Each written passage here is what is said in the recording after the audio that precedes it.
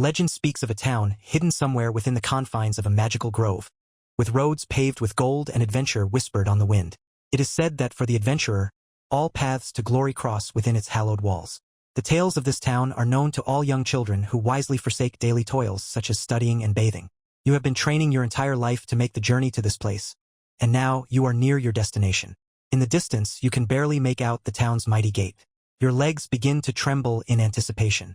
To your left, you see a worn sign for Warrior's Grove. You've finally arrived. Note: this scenario was designed around normal difficulty and balanced to be completed with a standard 4-player party starting out at level 1. While you are more than welcome to play on any difficulty you want, note that this may make the scenario far too difficult to complete. Continue? Yes. After a long and boring journey, you've finally made it to the gates of the fabled Warrior's Grove. This humble town is the subject of many a legend, and is spoken of in reverence in taverns all across the continent. You can already smell the adventure that awaits within.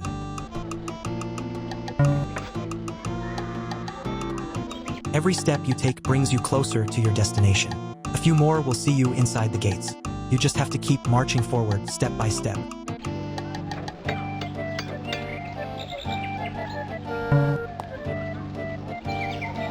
Trembling with excitement, you take another step. This step was even better than the last. The gates are so close now that you have no doubt the next step will be even better. You prepare yourself. By the gods! Vagrants! Quick, close the gates!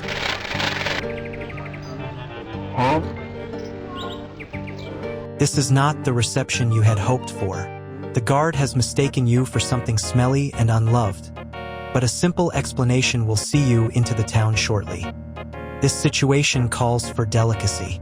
Fortunately, while you were born with an insatiable hunger for gold, your tongue has fostered a penchant for silver. Time to get diplomatic.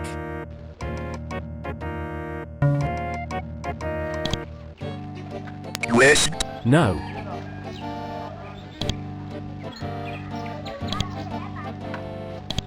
Yes. Go away. Yes. Leave me alone. Yes. Get out of here. Yes. Will you shut up? Yes. Good lord, do you ever shut up? The guard clasps his head in his hands. No means no.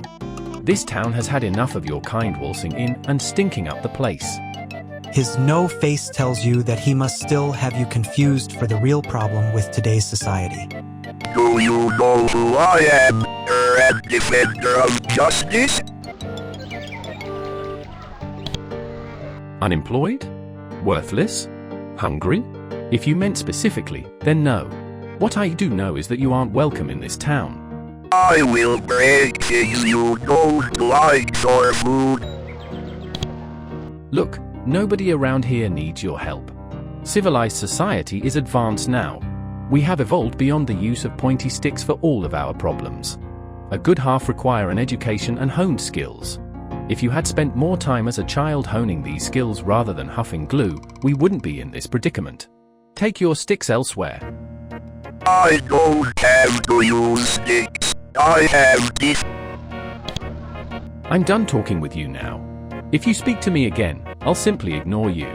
As a guard, I am extremely good at ignoring suspicious strangers. I doubt I'd even notice if you went slinking around town looking for an alternate entrance. Alternate entrances, you say? Should you even find a crack in the southern wall and manage to slip into town through the subsequent gaping hole, I probably wouldn't even notice you marching around and bothering the populace for work. I doubt I'd even recognize you if you walked up and yelled in my face. He starts humming to himself. I am also done talking. The guard is already ignoring you. He's really good at it.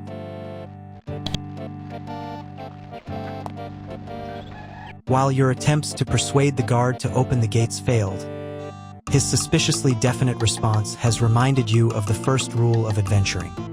Also, it's time to find a different way into Warrior's Grove.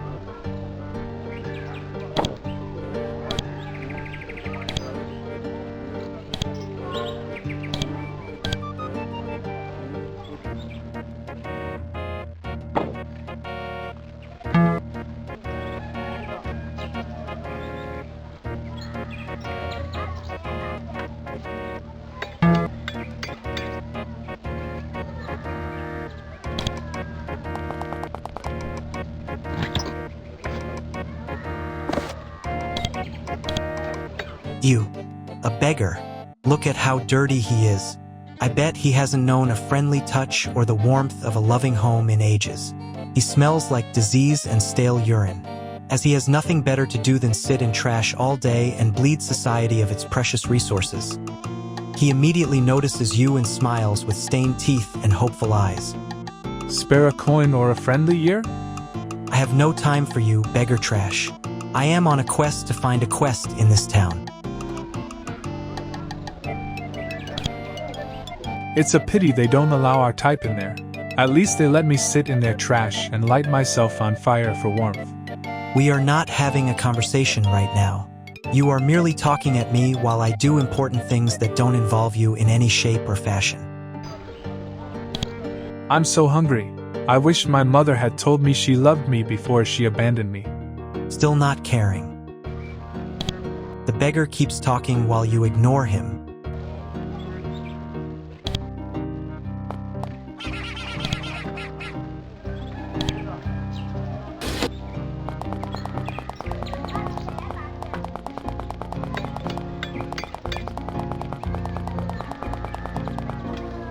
This must be the alternative entrance that the guard mentioned he wouldn't notice you finding.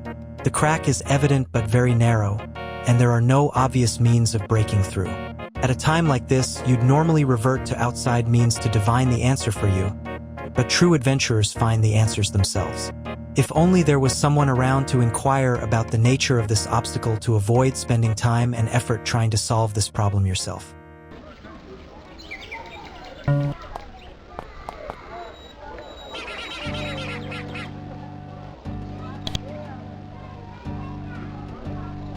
This is a cat.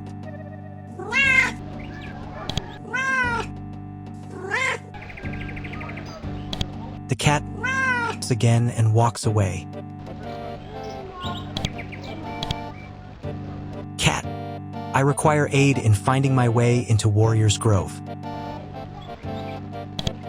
As was foretold, brave adventurer, I have been waiting for one of your caliber for a long time, and soon my mission will be complete. Ask your questions, and I will answer them to the best of my knowledge. How do I open the alternative entrance? The key lies with the mat. Speak with the beggar in the northwest corner and ask him for his bedding. Out of curiosity, just in case it becomes relevant in the near future, does karma apply to cats? No, adventurer. Cats, along with clowns and wheelbarrows, are immune to karma and life lessons. Thank you, cat. I am no longer confused. May you continue to walk the path of truth.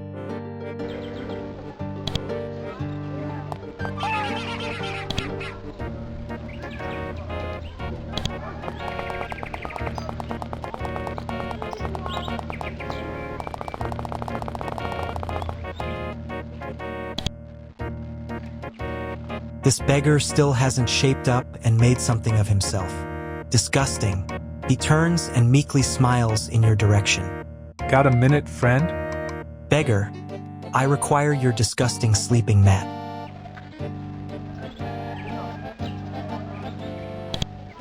Oh no, I couldn't possibly part with my only possession in the world. It's more than a possession, really. It's actually more like family. The only family I have. I am already acknowledging your presence in this endeavor. Must I punish myself further before you relinquish this insignificant trifle?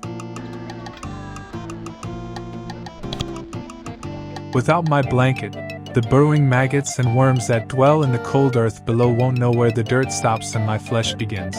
But I'm so hungry that I suppose I could spare this only refuge for a small bite to eat. Ah, the garbage is too good for you.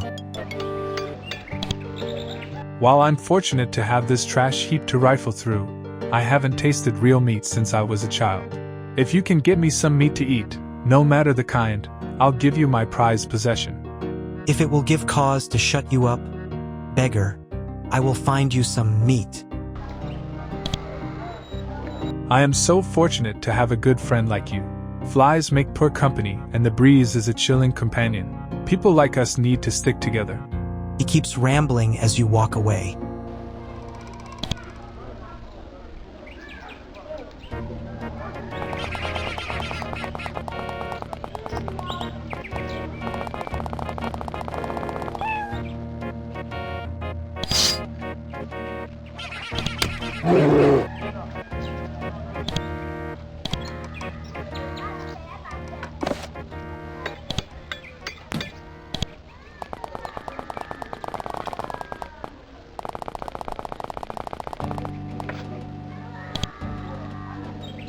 Welcome, friend.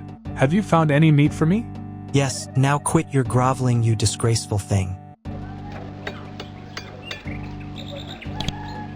Thank you, friend. You've made this man happy for the first time in his entire life. And may it be the last time until you start taking some damn responsibility. Now give me that disgusting blanket. Smiling, the beggar hands you his sleeping mat and proceeds to eat.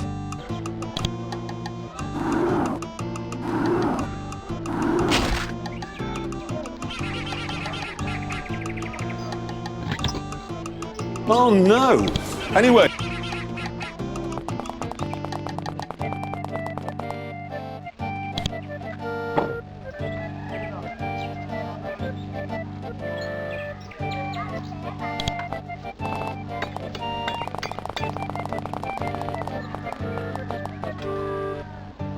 Choosing the obvious course of action, you slide the filthy mat under the wall. Perfect fit. Taking your strong hand, you curl your fingers up under your thumb to make a fist and give the wall a deserved thump. You hear something dislodge on the other side and fall to the ground. Uncurling your fist, you use both of your hands to pull the mat back, revealing a key, just as the cat had mentioned.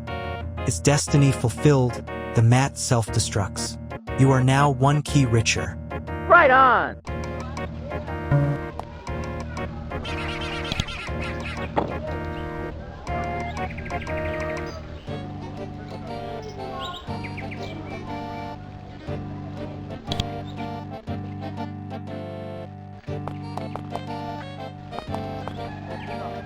You aren't sure what to do with the key, so you do what the intrepid adventurer does best and repeatedly smash it into the wall until something breaks.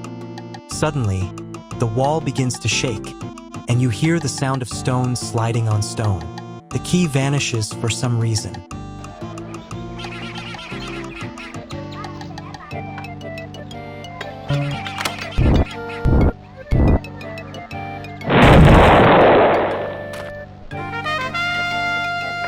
Congratulations, you have made it into Warrior's Grove. Yes! Yes!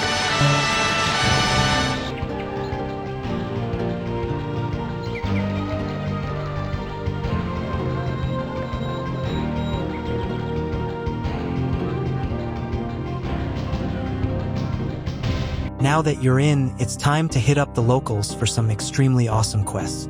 Get ready to flex those social skill muscles.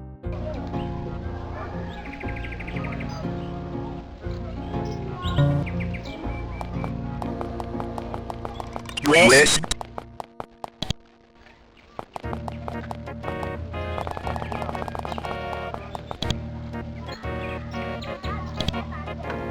West. West. West. West. We only serve drinks here. West. Buy a drink or leave. West. West. West. West.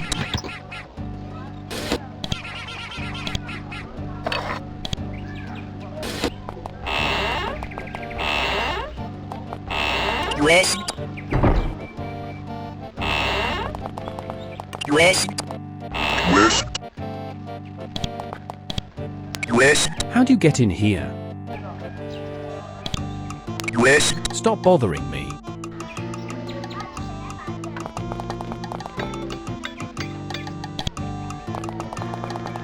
West. West. This church abhors vigilantism. West. Be at peace or get out. West. West.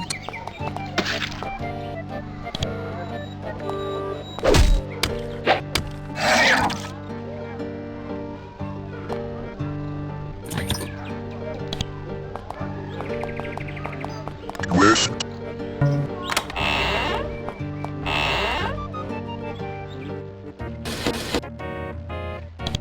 West.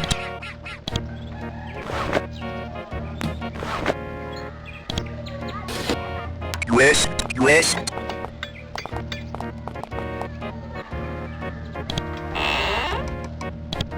West, I'm no damsel in distress.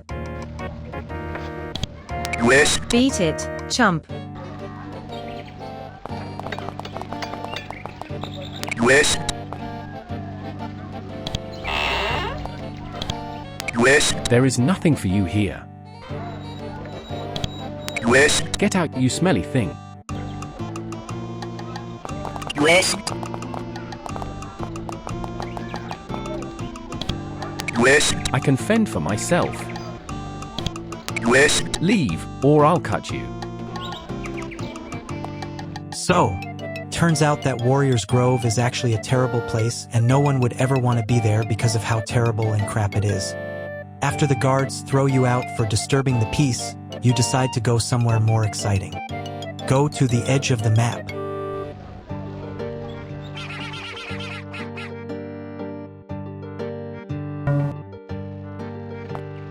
Time to head for greener pastures. After another long and boring journey, you arrive in Viking's Armpit, a port town carved in the pungent heart of swashbuckling scalawaggery. This place reeks of hairy men, but the salty aroma carries with it encouraging wafts of action and adventure. You did not find your destiny in Warrior's Grove, but perhaps you will find it here in this salty and bustling town, where even the walkway is covered in masculine chest stubble. Onward!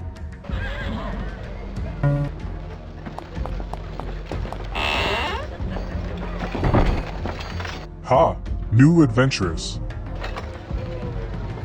You're greeted heartily by a mountain of a man with a large personality and even larger muscles.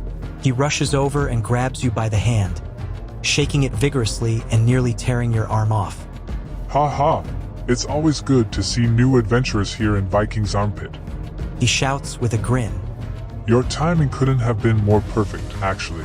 I was just restocking the town's free supply room for just such an occasion. He pounds you jovially on the back, practically shoving you towards the door. Don't be shy. Just take what you like. Why would you just hand out free equipment? Maybe you should inspect what we're offering before running your mouth. The man's large smile barely peeks out over his barreled chest as he shakes with hearty laughter. Honestly, a real adventurer wouldn't be caught dead with this stuff. It's old, cheap, and well worn by all the other newbies that have passed through this town. We wouldn't be able to pay actual adventurers enough to take this stuff off our hands. But you inexperienced guys are just desperate enough to put it to good use. He motions you towards the door. Go ahead and try it on.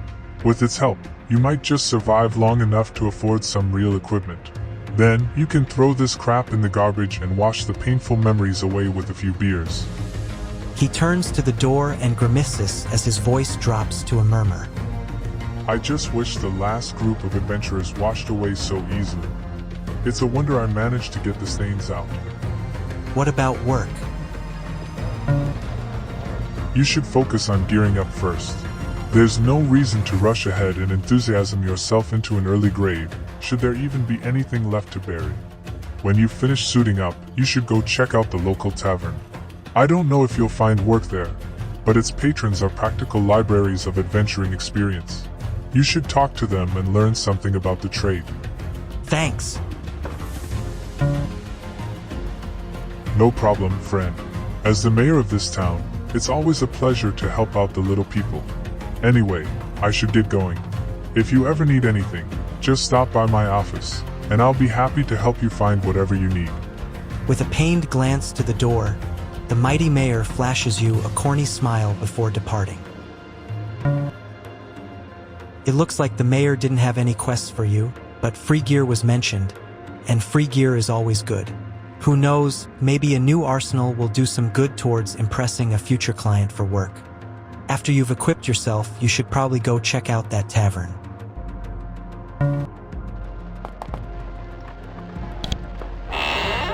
The equipment here looks as though it's seen better days. The armor is covered in suspicious stains of various natures.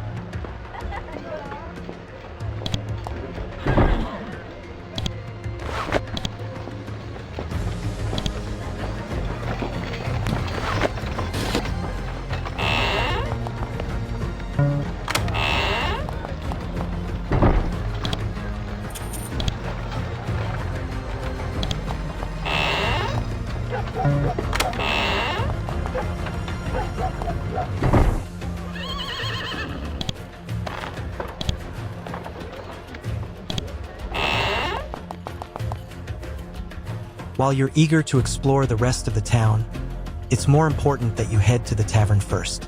The rest can wait.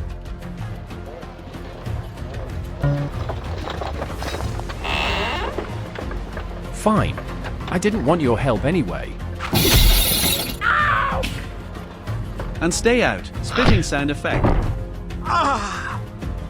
Hark, a damsel in distress. This fair maiden may require your assistance, so it would be in your best interest to ensure that she acquires it. Quickly, to her aid.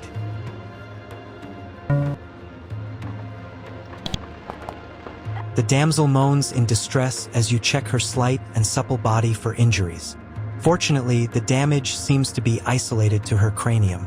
She stirs as you brush away silky raven hair from her bloodied face. What are you doing?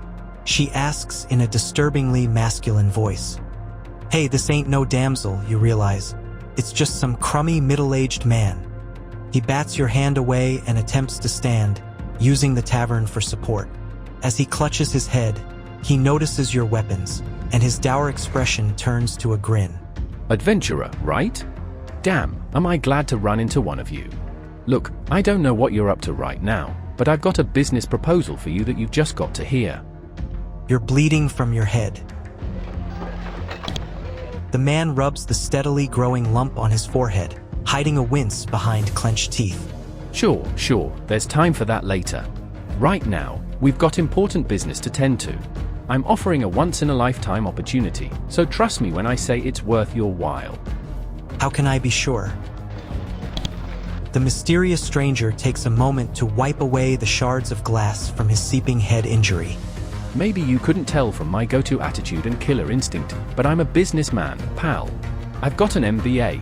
He attempts to casually sling an arm around your shoulders, but loses his balance without support of the wall and stumbles backwards in a daze, just managing to catch himself on the door.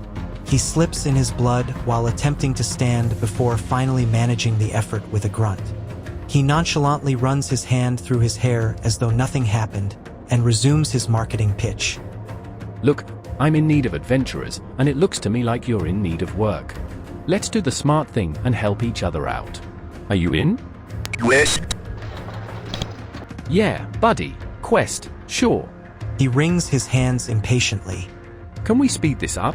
As a businessman, time is money, and money is power, so I can't afford to spend it jabbering all day. Are you going to continue wasting my time, or do you want in? I'm in. Now we're talking business, pal. We're partners now, you and me. Joining this joint venture is the best decision you'll ever make. He spits out the head blood that managed to trickle its way into his smile. What's the job?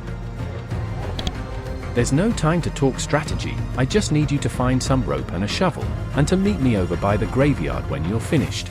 His eyes roll back into his head for a few seconds before he suddenly snaps back into consciousness.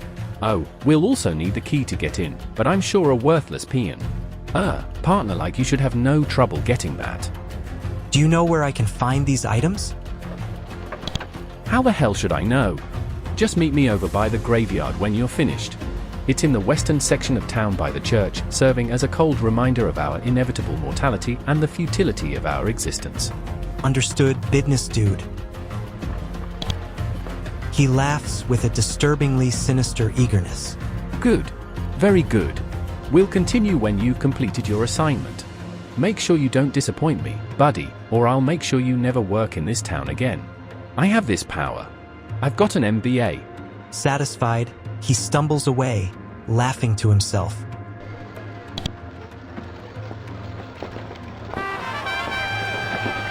Congratulations, you found your quest and can finally begin fulfilling your life's ambition. You'd better get started on finding those items for the businessman if you want to get paid. You are getting paid, right? You aren't sure where to start off, but the mayor mentioned that you should talk to him if you needed directions or information about the area. He said he'd be in his office. Perhaps you should go speak with him.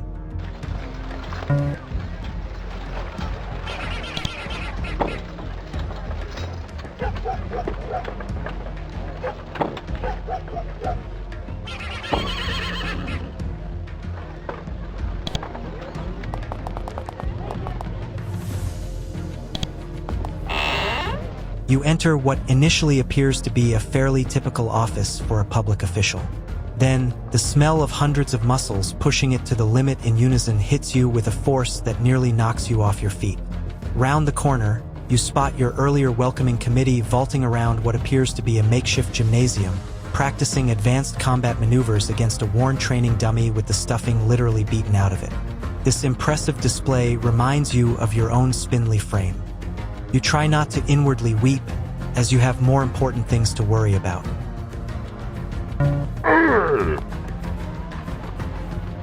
These shelves contain many pamphlets and dissertations on a variety of calisthenic and muscle-building exercises, all heavily thumbed through. The mayor has spared no effort keeping his body in peak physical condition. The meaty knowledge contained within the pages is almost palpable. You can feel yourself growing stronger just by looking at them.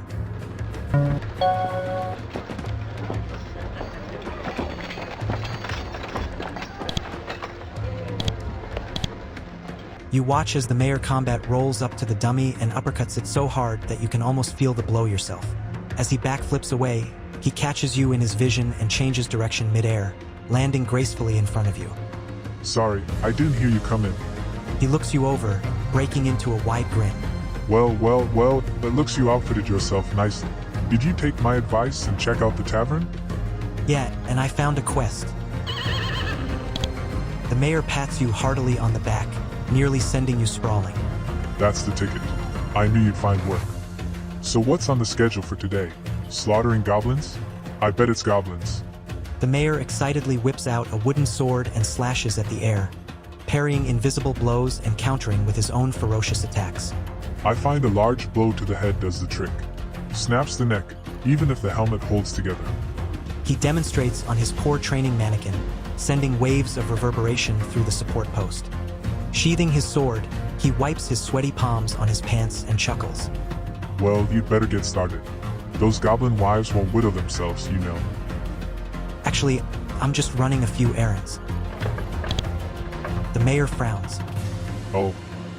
I guess we all have to start somewhere, I suppose. Don't let me keep you, unless there was something you needed. I wanted to ask you a few questions.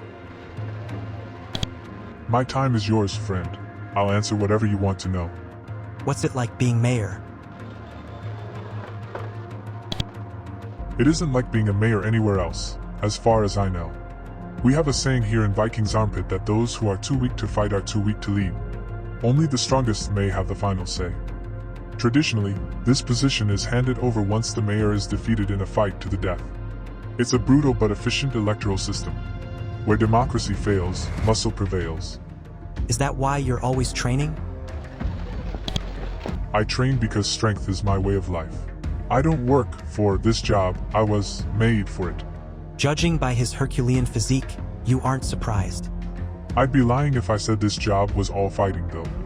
The mayor's first priority is managing the town and helping the populace. An unpopular mayor is typically a dead mayor, so my focus has always been diplomacy first. Have you ever been challenged for your position?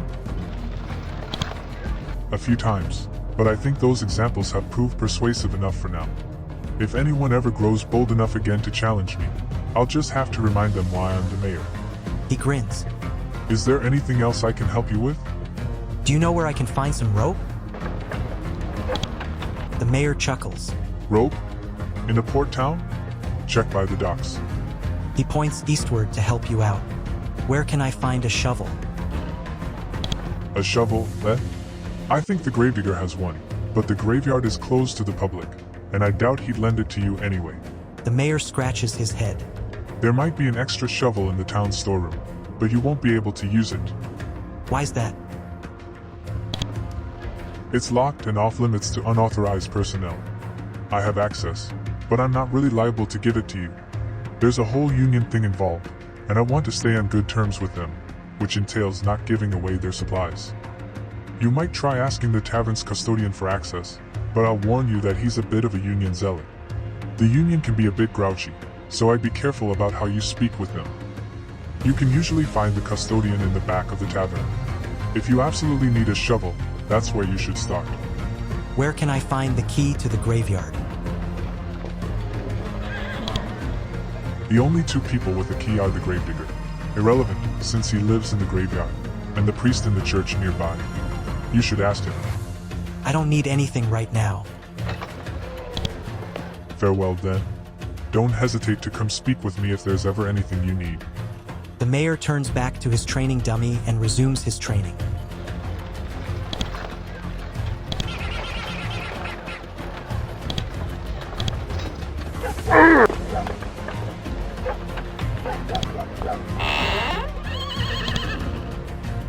This shop sells hats and shoes, which probably explains why it smells like heads and feet. The owner prances over to you and gives you a look over. My goodness, let me get you out of those shoes and into something more practical and comfortable, so that you can look stylish while mercilessly slaughtering your enemies. Show me what you got, haberdasher cobbler man.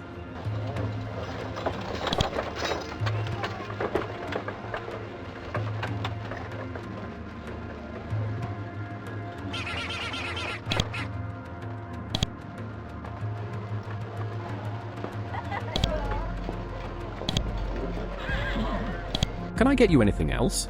You look troubled. Is there something wrong? The man sighs. Am I really so easy to read?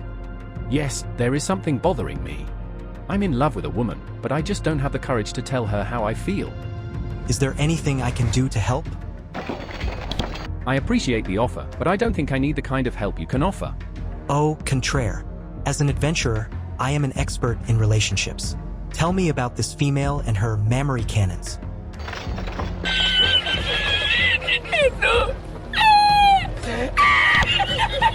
Fine, if only to ease this burden on my heart. There's this beautiful Fletcher who works next door to me, but I doubt she even knows if I exist. I want to tell her how I feel, but with so many burly men going to see her every day for her work, what could she possibly see in a weak little man like myself? Shoes? The man perks up. Shoes? Would a woman really be interested in shoes? Or are you just trying to cheer me up? It's worth a shot. I suppose, but is purchasing someone's affection through monetary possessions the kind of love I actually desire? If it was only for the shoes, would I still be happy? Would she? Yep. Then it's settled. We'll get to work right away. The man pulls out a quill pen and a piece of parchment and begins scribbling ferociously. After a few minutes, he looks over his message intently. Satisfied, he makes to hand you the parchment. I want you to go deliver this to the Fletcher, just to test the waters and see how she feels. Get back to me when you've finished. He starts to hand you the message, but then pulls away. After a moment of indecision, he quickly thrusts the message into your hands before burying his face in his hands and crouching in a corner. Just go before I change my mind.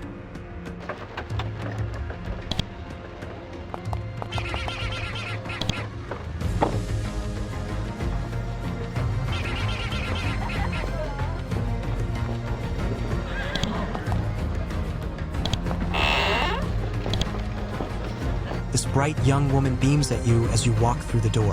Hi. She shouts just a little too loudly. How are you doing? Fine. I'm A. Fletcher. Would you like to see? Okay.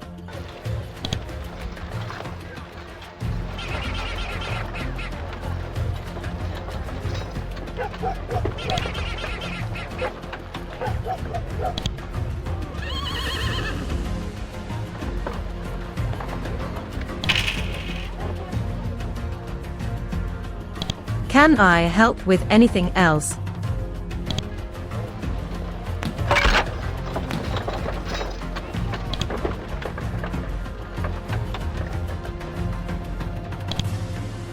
I got a message for you. The Fletcher shrieks in glee. When she reads the message you hand her, she shrieks even louder. Taking a quill pen, she quickly writes a response. Blushing, she hands it to you. Please give him my response. Tee-hee.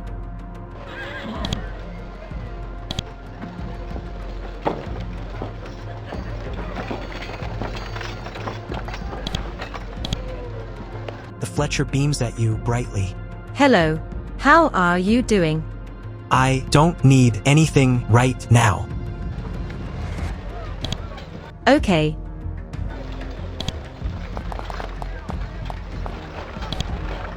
The shopkeep skips over to you. What can I get for you? The Fletcher gave me her response. The man turns pale. Can I have it? He grabs the letter from your hand and reads it. His color returns as a big smile crosses his face. She said maybe. It's definitely a maybe. She'll be mine yet. I just need to seal the deal. He quickly runs to a cabinet and retrieves a beautiful pair of jeweled stilettos. He hands them to you with a grin. I want you to give her these shoes as a gift from me. Make sure to explain to her that there are more where those came from if she agrees to be my gal. Okay. Thank you so much. You have no idea how happy you've made me. The man skips away, humming to himself.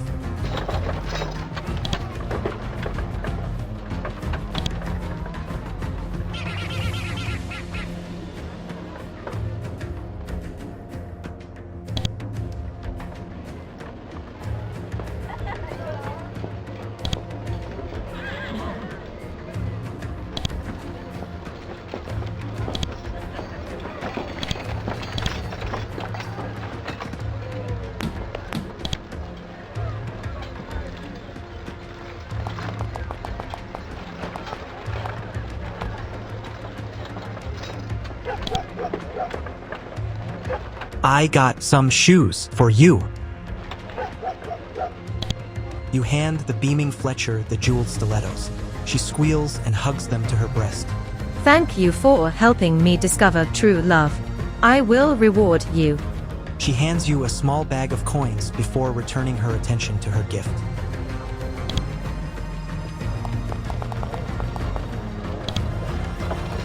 I gave her the shoes. Really? What did she think? She loved them. The man jumps for joy, nearly smashing his head into the ceiling. Thank you so much for helping me find true love. For your efforts, I will sell you my wares at a huge discount. Can I see your wares?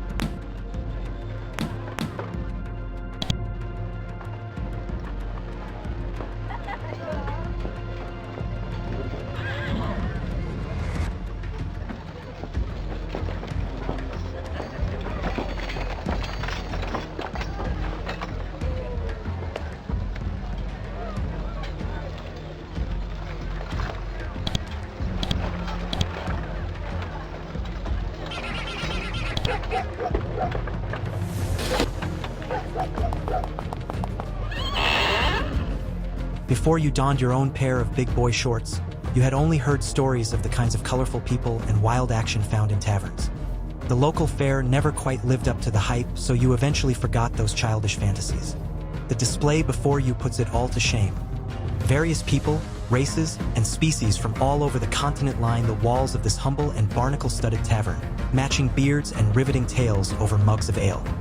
Your childhood heroes stand before you in all of their drunken glory. You take a moment to wipe a tear away from your eye. Sniff. Your heart. These salty scalawags sit stooped around the table, drinking ale and being men. You would bet they could teach you a lot about being a scalawag. You going to stand there all day, or are you going to join us? One of them asks, "Teach me the way of the scalawag." You're curious about scalawags, Sure, I'll let you know the secret of our success. The man gets down low and beckons you to lean in. As you get close, he whispers softly. Never brush your teeth. He grabs you by the neck and releases a putrid puff of air into your face. You attempt to recoil in horror, but he holds you down. Suddenly, he releases his grip, sending you sprawling backwards. See what I mean? The group laughs heartily before returning to their drinks.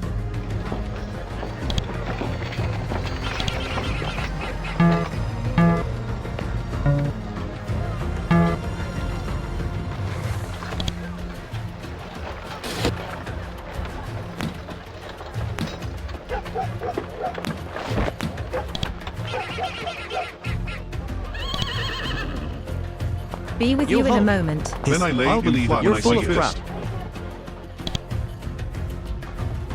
You see a couple of mercenaries sitting around the table, regaling each other with tales of conquest and adventure. They invite you to join them. We're always happy to welcome new blood to the profession. Care to join us for a drink, or is there something we can help you with? Teach me the way of the mercenary. Interested in the secrets of our trade? All right, take a seat and we'll give you some advice. You join the mercenaries, who spend the next hour telling you stories of their successes and failures. So what you're saying is that I should abandon all moral pretense? Only if you're interested in making money. The group laughs. Look, the pay is decent, but a mercenary's main income is trust. Clients aren't looking for lectures, they are looking for results. Leave morality to the priests and mothers. You thank the mercenaries before departing. Be with you in a moment. Yo-ho. True story. Your heart. These rapscallions are behaving as rapscallions are known to behave. In between hearty songs and swigs of grog, they dance on the table and slug each other with wild abandon. One of them smashes you across the jaw with his mug, bursting into a mighty guffaw as another shoves a mug into your hands. Before you can even raise the mug to your lips, another swipes it from under your nose and downs it in seconds. You guys are awesome. Could you tell me how to become a cool rapscallion like you? Rapscallions is simple, mate. It's all about the danger and women. You can't have one without the other, or it just ain't worth the effort. Just make sure to eat your fruits and vegetables to avoid scurvy. Scurvy will stop your extreme life cold. I once saw a mate go from a rapscallion to a scurvy dog in just 2 seconds flat. The rapscallion leans in. You don't want to be a scurvy dog, do you? You shake your head vehemently. You don't want to be a scurvy dog. The rapscallion gives you a wink before returning to the fracas.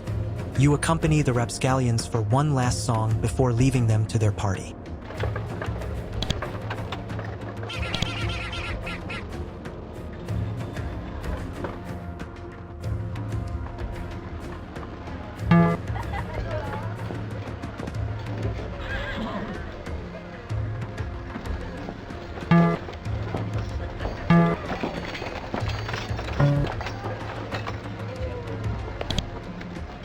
So there I was. This man is currently drinking away his paycheck. He smells worse than he looks, but the innkeeper doesn't seem to mind as long as the ale keeps flowing and the money keeps coming. Face to face with an ogre. His Here, head's break. right, your coin or your I life. look him straight back in the eye. Behind the bar stands a stout and dark-skinned man, cleaning out shot glasses with a dirty rag and some good old spit and polish. He nods to you as you approach. Welcome to the Treasure Trove Tavern.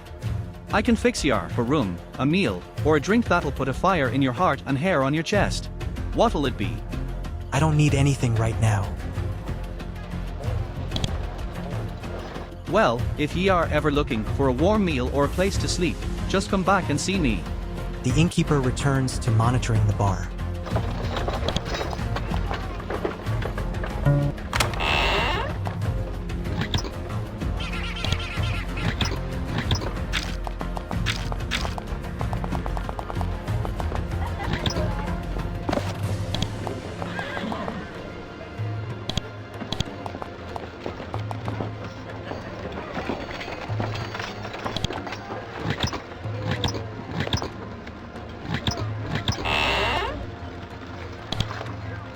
This dubious individual silently sits stealthily on a stool in the shadows behind a table.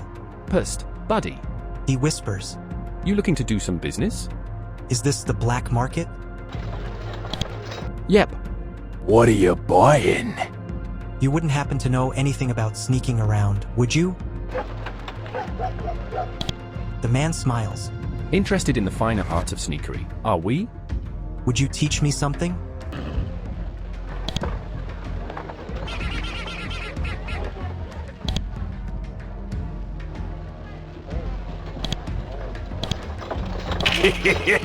Thank you. Thank you. Thank you. Thank you. Thank you. Is that all, stranger? What are you selling?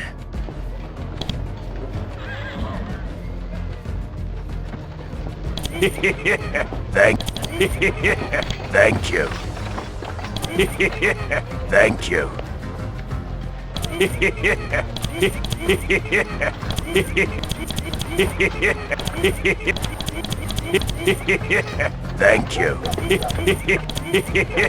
Thank you.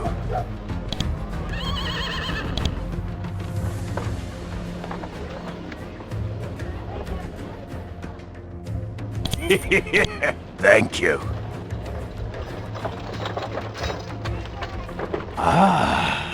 I'll buy it at a high price. Don't tell no one where you got it. Shut up!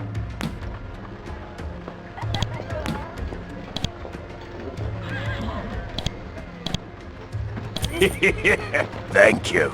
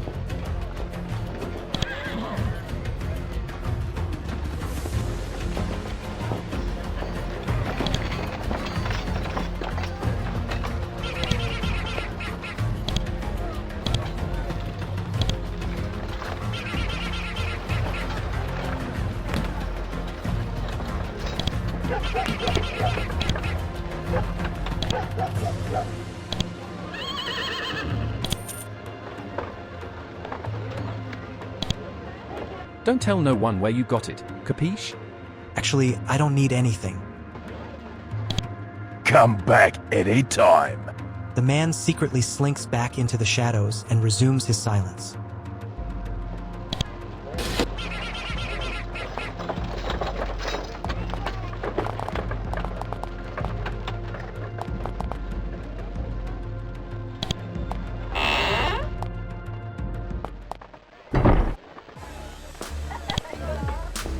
At the end of the hot and sweaty room sits a salty man with a large gut and an even larger personality. He beams at you from beneath a heavily waxed mustache. Welcome, friend. You're just in time to place a bet on the upcoming fight. Just let me know who you're like and how much you're bet in, and I'll take care of the rest. Who are you? Sam's my name, and bookmaking's my game, and that game is boxing. This is my establishment, where I arrange and show fights between two competitors. Tell me about how this works. It's simple, mate. Two fighters enter the ring, one fighter leaves, and the other leaves with a bruised melon. We've got a lot of fighters here with a variety of experience and style. Tell me about the fighters. We group our fighters into three main disciplines. We've got technical fighters, speedy fighters, and brawlers. Technical fighters take their time with their opponent, focusing on defense while searching for openings. They tend to do well against speedy fighters. Speedy fighters use their agility to overwhelm their opponent with a flurry of attacks. They tend to do well against brawlers. Brawlers opt for all-out offense, completely dropping their guard in order to land one really powerful wallop. They don't always connect, but when they do, it's lights out. They tend to do well against technical fighters. So, you're ready to place a bet. I'd like to place a bet. Just tell me which fighter you're like and how much ye are willing to bet, then take your seats and the fight will begin. Don't try any funny business, or I'll have your beaten to a bloody mess. He winks and motions for the fighters to take their places. Let's go gambling!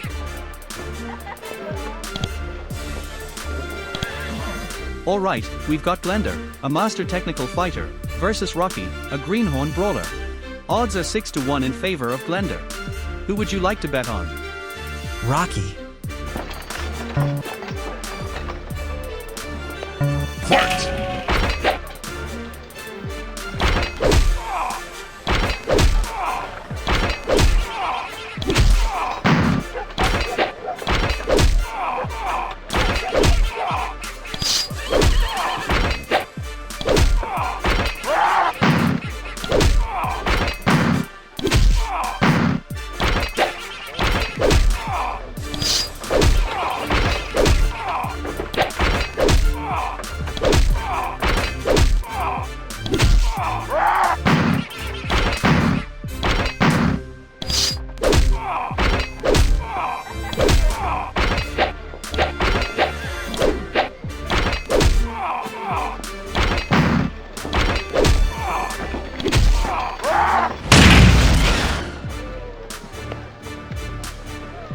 Rocky wins.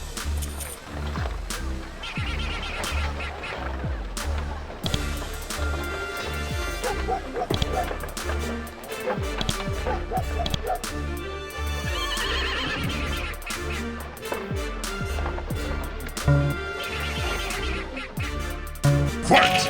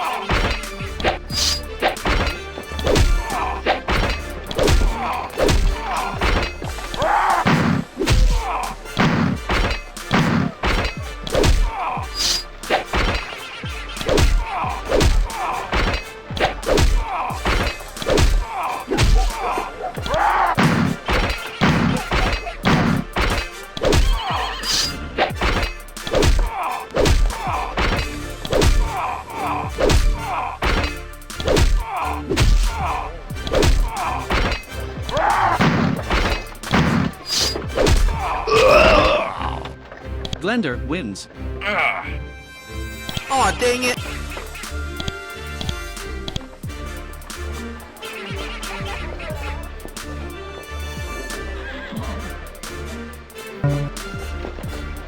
Fight!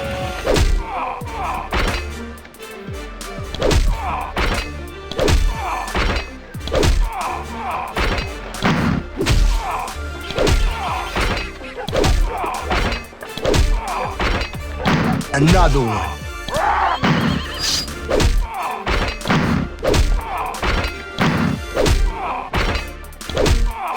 Another one.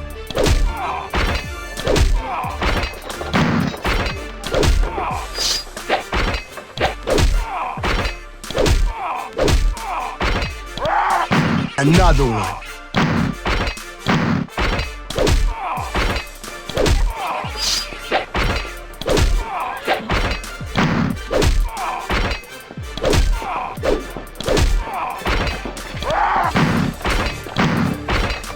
Another one.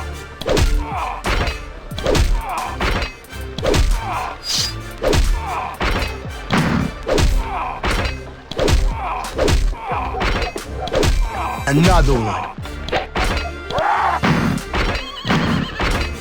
Another one.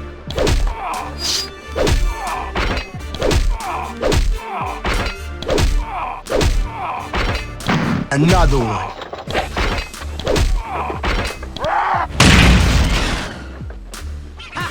Boom, baby! The exterminator wins.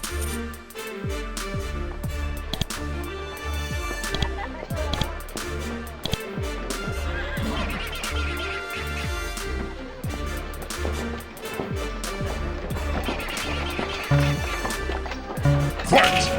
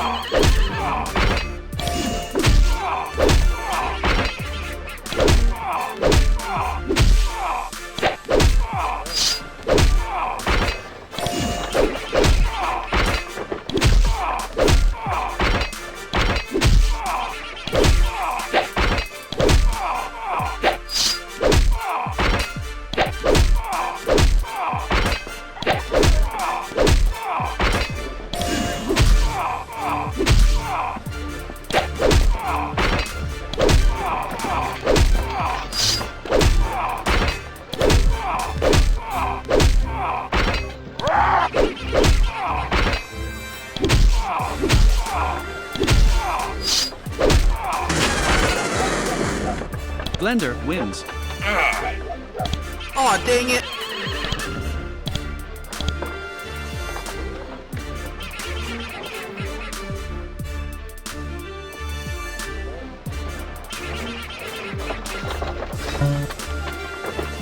Fight!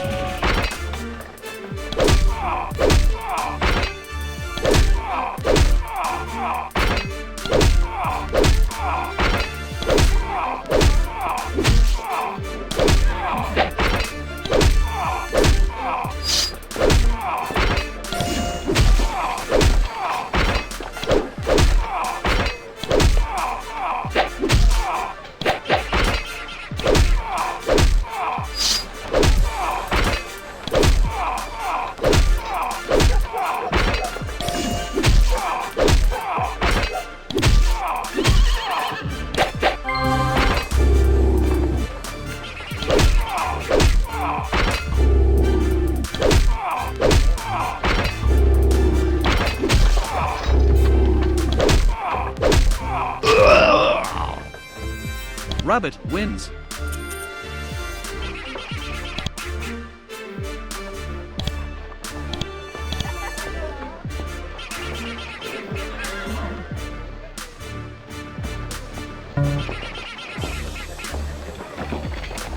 Fight!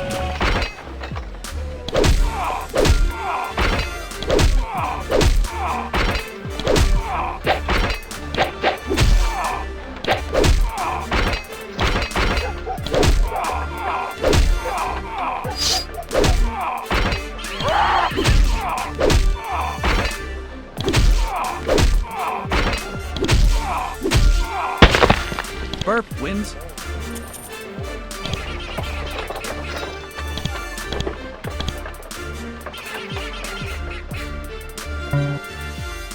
Fight!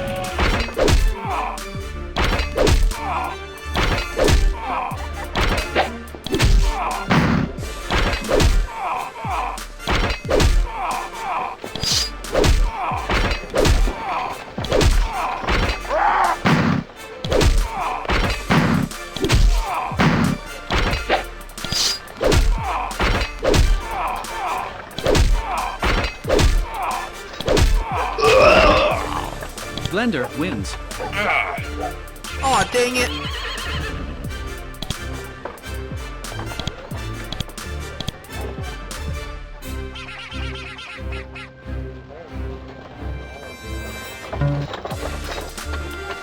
Fight!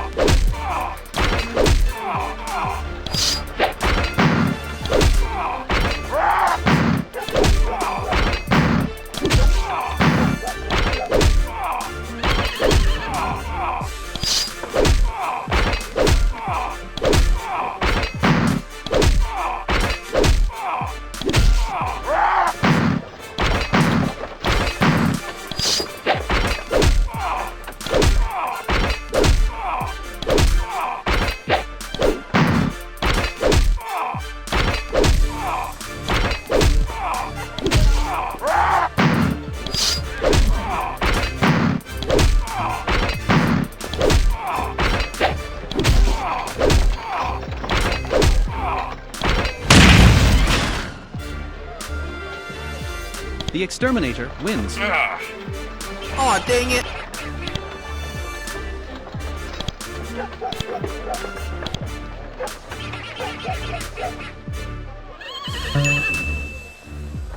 Fight!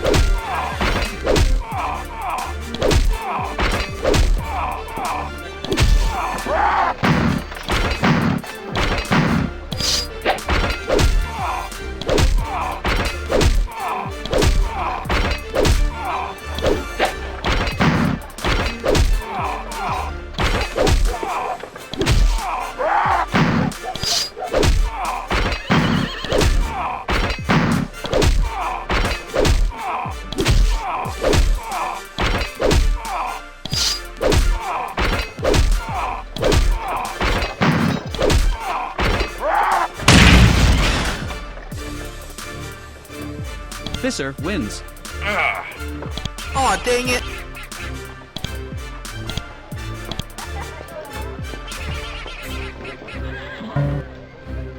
Fight!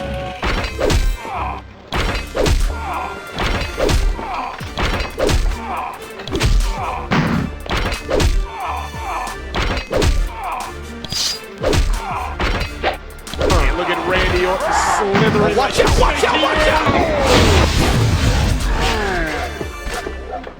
Visser wins. Aw, dang it!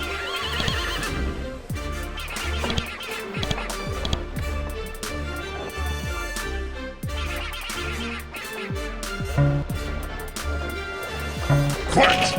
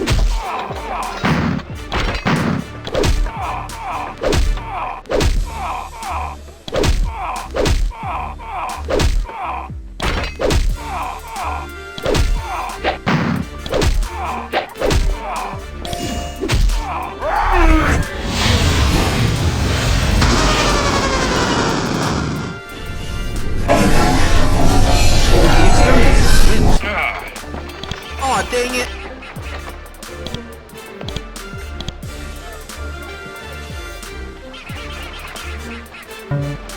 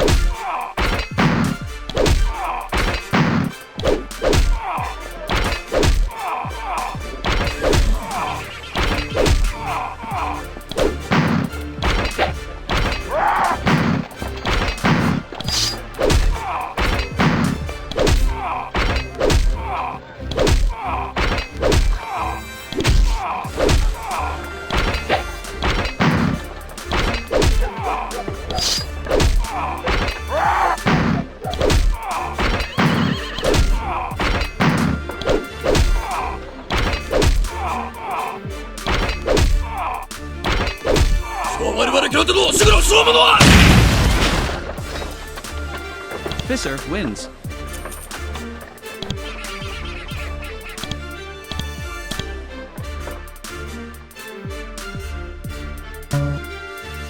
Fight!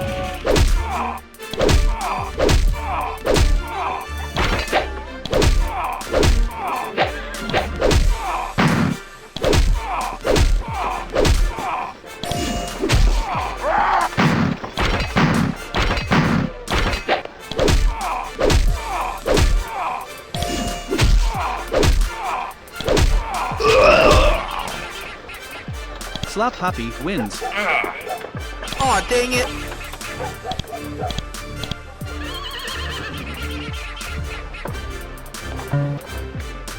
Fight!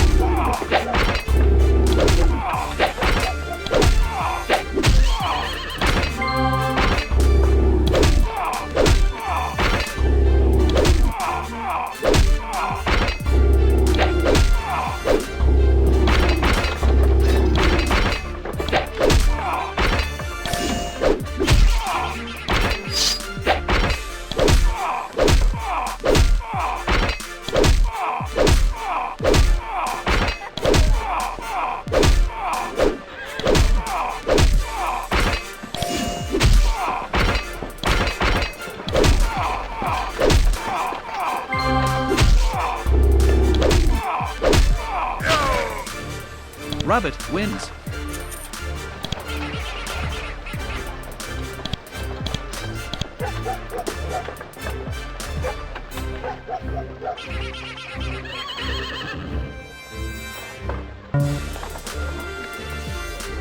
Fight!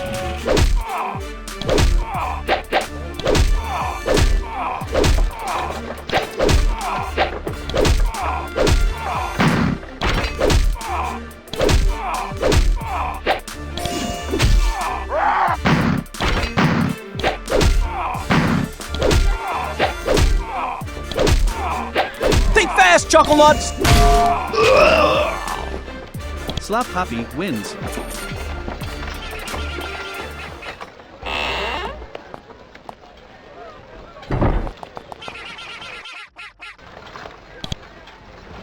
In every village, town, and city around the world, you're bound to find at least one of these horrid creatures lurking in the garbage.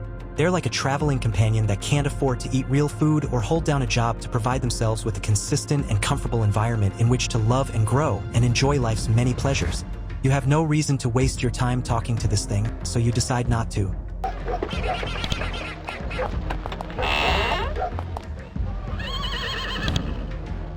These two young boys must have very connected parents to have wound up the apprentices of such a legendary blacksmith. Judging by the sweat pouring down their grim expressions, he clearly keeps them busy. You decide not to bother them. One of the finest blacksmiths in the Empire stands before you, muscles rippled and glistening with sweat. Through the open windows, the cool ocean breeze battles with the flames of the forge, unleashing flurries of sparks and ashes. The blacksmith watches impassively while one of his apprentices toils over a heavily worn anvil. Upon noticing you, he dismisses the tired boy before speaking. Ah, warriors. Welcome to my store. What can I do for you? What sort of goods do you sell here? Have you not heard of me? I craft and sell the finest weaponry this side of the Empire. Warriors travel from all over the world to trade for my art. The Empress herself provides the steel from which I craft this mastery. In return, this equipment outfits her personal guard and has protected her from many a would-be assassin. Needless to say, I'm good at my job. Speaking of which, he chortles. You probably wanted to buy something. If you can afford it, my equipment will carry you far. Care to take a look? Show me what you've got.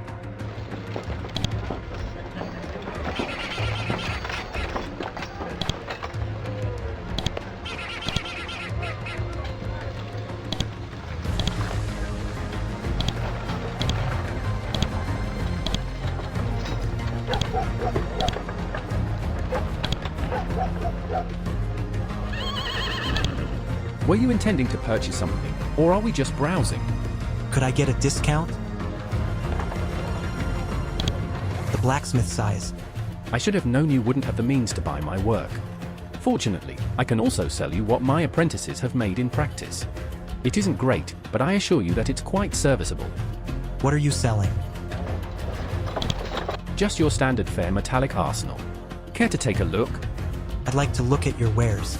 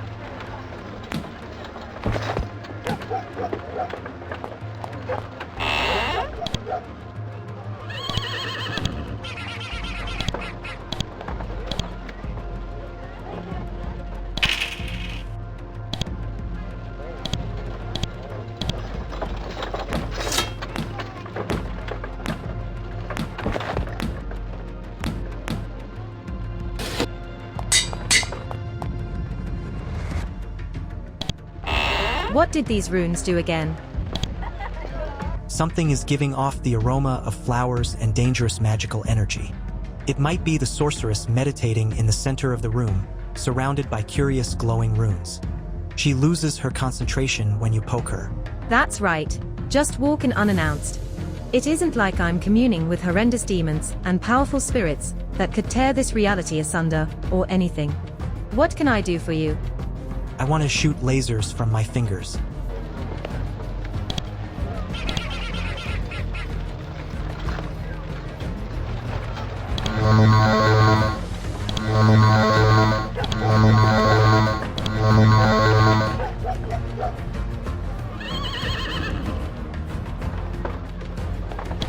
Are you satisfied with your zappy fingers yet?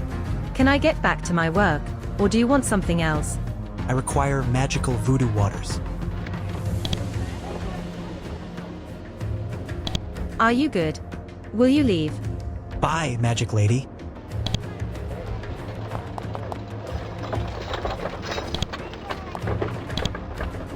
The men and women who bring order to this town are about as gruff and terrifying as one would imagine.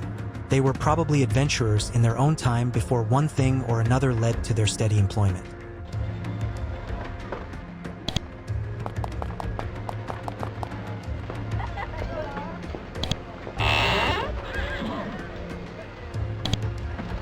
In the midst of dust and cobwebs sits a haggard old woman in filthy rags. She kneels before a cast iron pot, roasting over smoldering coals. A lifetime of body odor and the inviting aroma of rotting fish greet your nose with burning ferocity. The decrepit woman turns to stare at you with glassy eyes and waits silently as her hovel falls further into disrepair. Hello? You get no response. The woman continues to watch you silently when, suddenly, she bursts into a shriek. Yeah, fish, fish, fish, fish, fish. Bring fish. Having said her piece, she turns away and resumes her staring contest with the pot.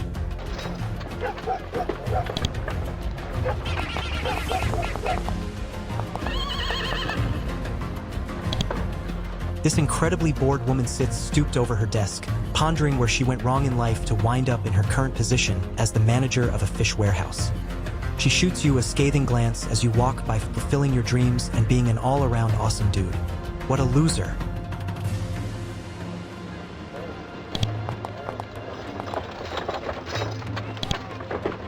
These maggoty peasants are hard at work sorting and cleaning freshly captured fish for the market. They do not smell worthy of your attention and are probably too busy to talk with you anyway.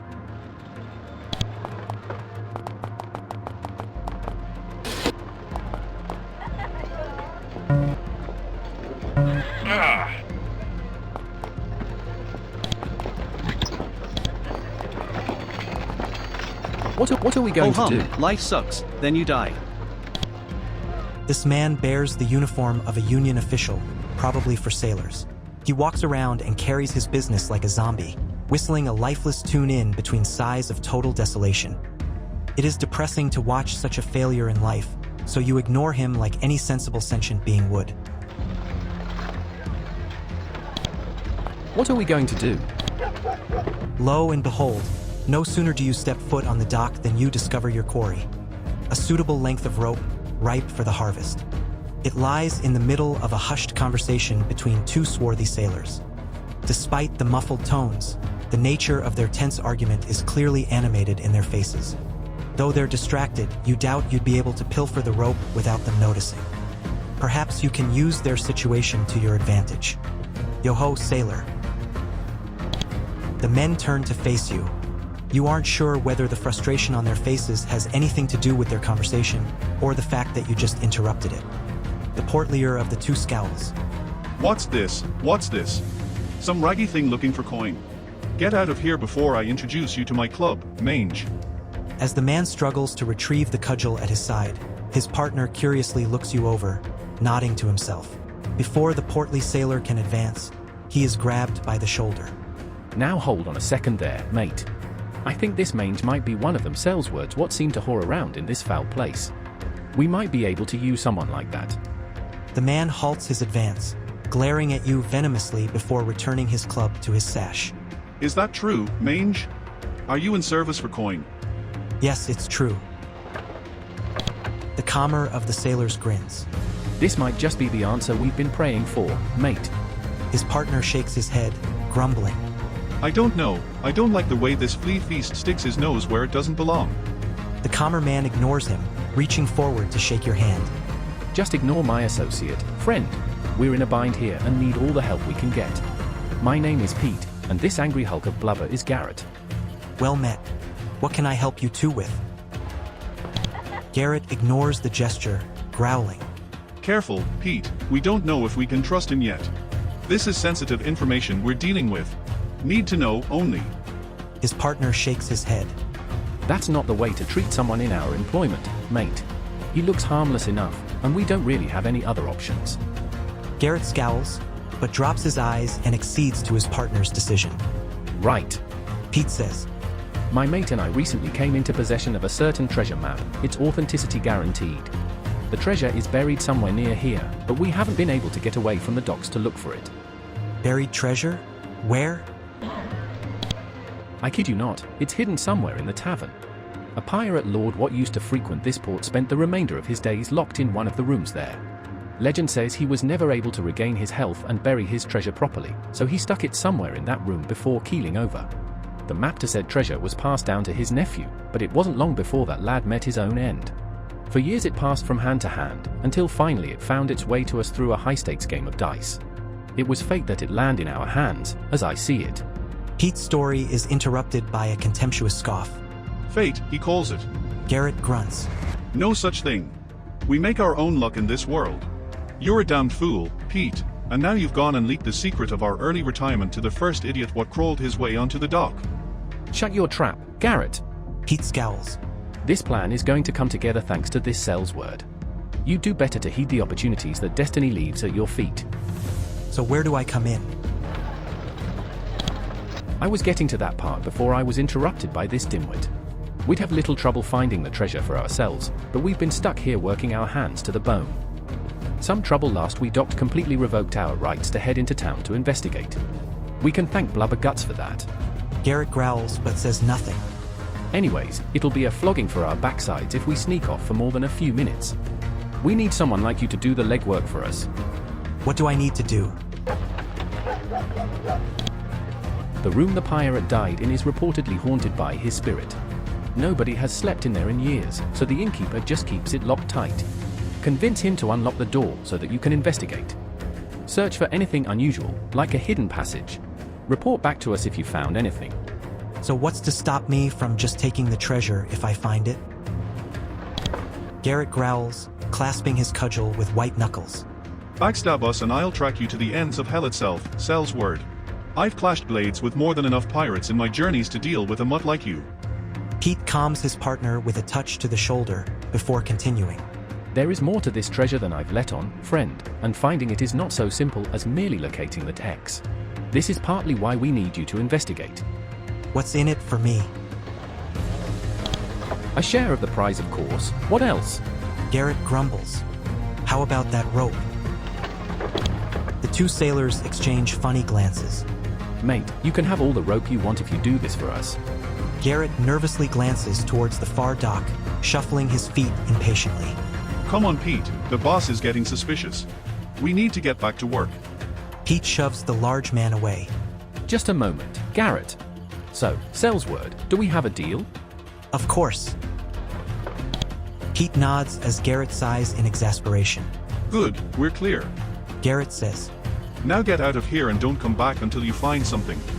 The two sailors return to hauling crates, trying to look inconspicuous. Ho hum, life sucks, then you die.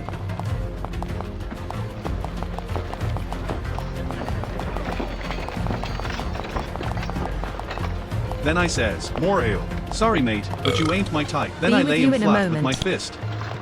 The innkeeper nods as you approach. What can I get for yar? I'm here about the haunted room. The innkeeper glowers at you. Oh, ye are here about that, are ye? Last man looking for that kind of trouble wound up going mad. I don't need to deal with that sort of thing again. I've got paying customers to think about. What happened? Some self-important cleric heard about the room from a couple of regulars, and thought he'd try his hand to exorcism it for a reward.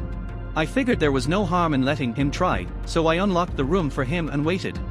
Couple hours pass, and I decide to check on the lad to see if everything is going okay. I open the door, and the cleric just staggers out, face as white as flour.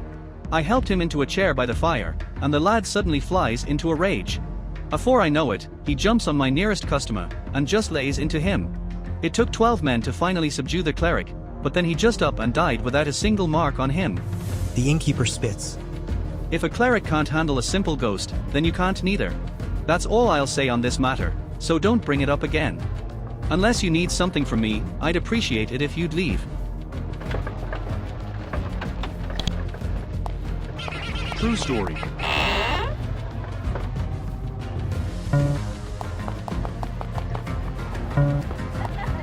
Suddenly, a booming voice erupts from behind the heavy door at the end of the hall. If you're looking for your room, you've gone too far. This is custodial territory, and I'll not have you scuffing up my hardwoods. Get out. Back away slowly.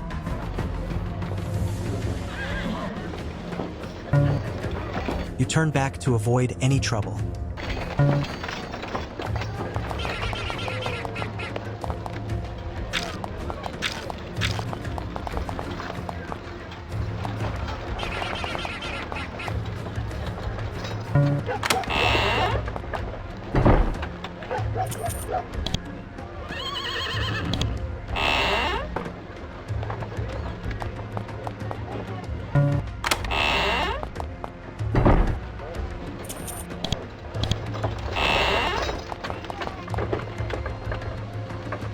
With the keen eyes of one living a life of desperation, you spot a small rat burrow tucked neatly behind the nearby abode.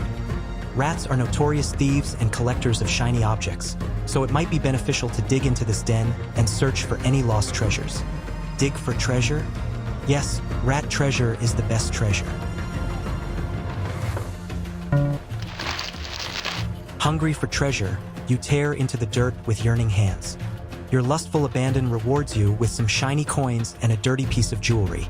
Score!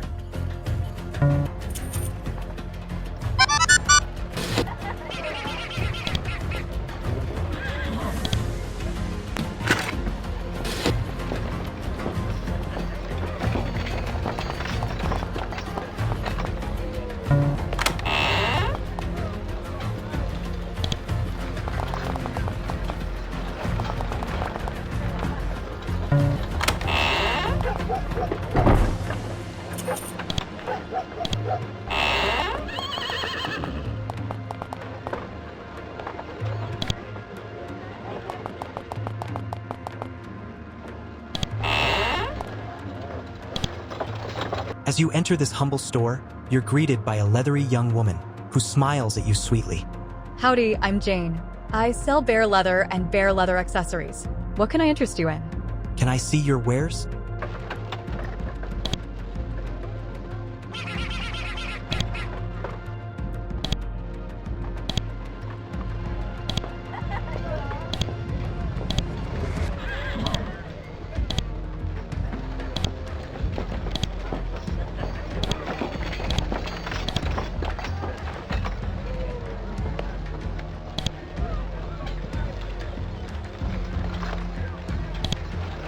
Can I get you anything else, Han?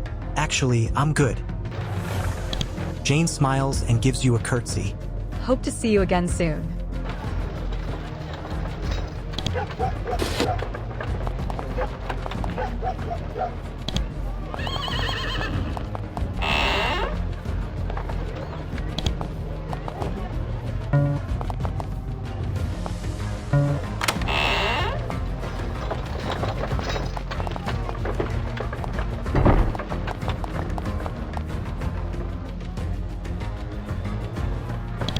This is mine now. Noticing her harpoon is missing, the fisherwoman whirls around with a mad look in her eye. Her eyes fall on you and your greedy hands. Give me that. She roars, tearing the stolen harpoon from your grasp. Take it again, and I'll break you in half. You got that, you big meanie. Understood. You decide to leave the fisherwoman alone, lest you anger her again.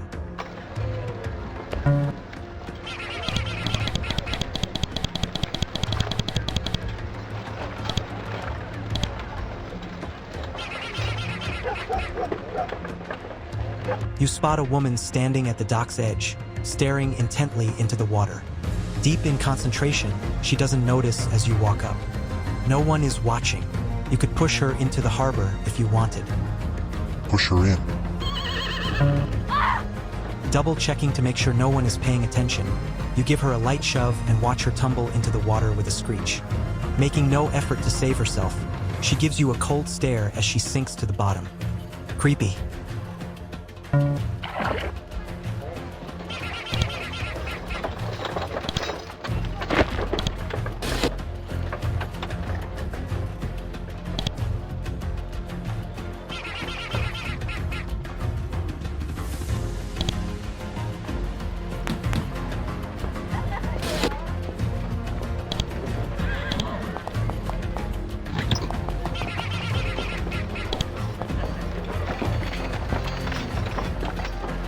A worn fishing pole rests on this small and weathered dock. The owner does not appear to be nearby, so it probably couldn't hurt to do a little fishing if you wanted. Go fishing? Yes.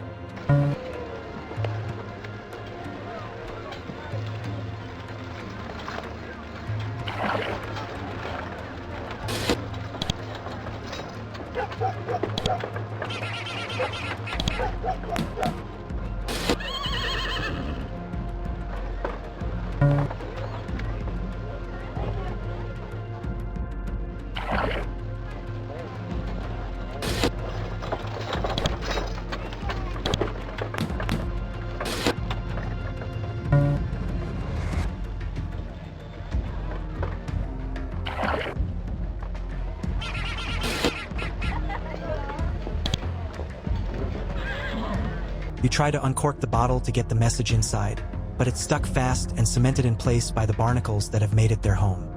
You could still read the message, but you would need to break the bottle open first. Break open the bottle? Yes?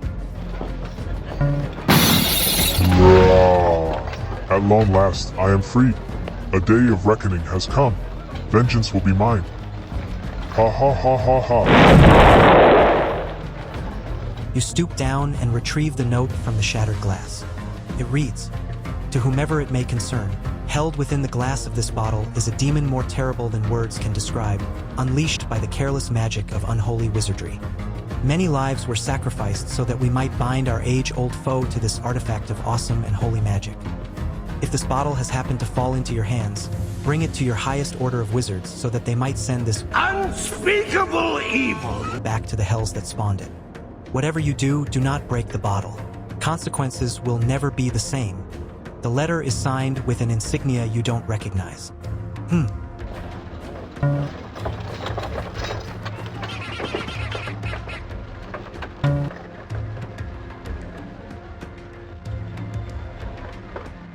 Suddenly, something huge snags your rod, nearly pulling you off of the dock as it tries to speed away. With all of your muscle, you pull back on the line, slowly but surely dragging your mark to the surface. After what seems like an eternity to your burning muscles, the contest ends. With a large splash, your quarry lands on the dock. Hooray! You did this to me. I'll kill you. What an ugly fish. It almost looks like the bloated corpse of that woman you pushed off the dock, animated by sheer force of anger and determination to achieve vengeance against you for your callous transgression. Despite the fight it put up, it's still got quite a bit of spirit left in it. It lunges at you with its slimy fins. Ew.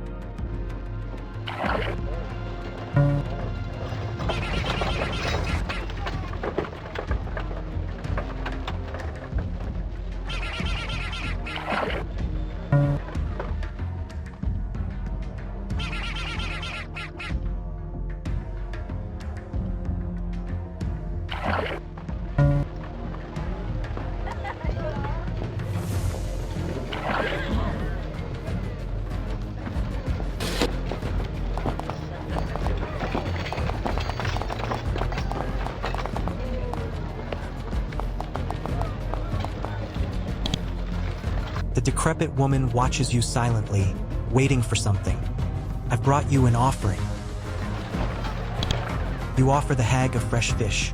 She snatches it from your hand and bites off the head with a voracity that belies her crippled body. Throwing the rest of the fish into the pot, she belches loudly. "Speak, speak. The price is paid, now seek your knowledge." She unleashes a ragged cough.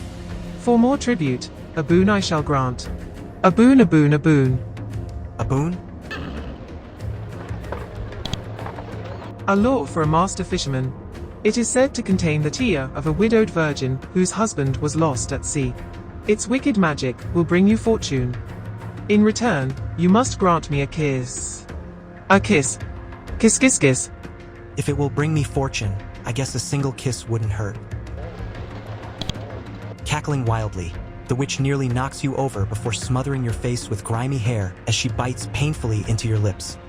When the excruciating experience is over, the witch pulls from her rags a fishing lure.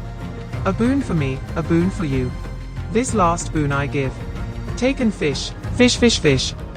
Handing you the lure, the witch turns away and resumes her silent meditation.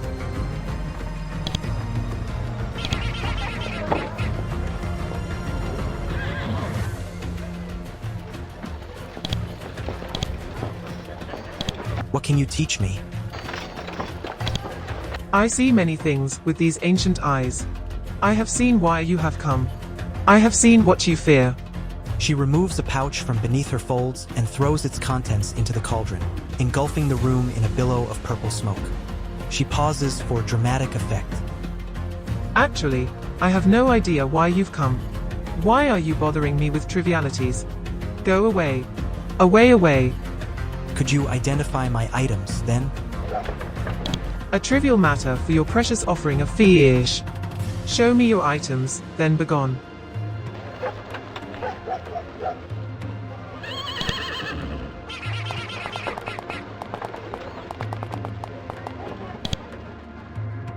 Hey, mate. Pete whispers. Did you take care of our little ghost problem? No dice, the innkeeper won't let me see the room. Pete shakes his head. He told you that story about the cleric, right? I was hoping that was just a rumor. At least it confirms that our ghost is real. Suddenly, his eyes snap forward and he breaks into a wide grin. Which means that the treasure must be real, too. We're going to be rich.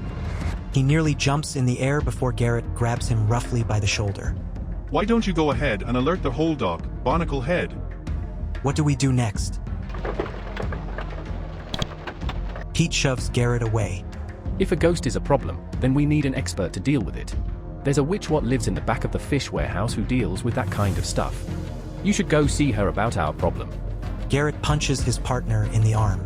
Just make sure to take care of the ghost when she helps you. We aren't just paying you for information. Now get out of here. You nod and let the two sailors get back to work.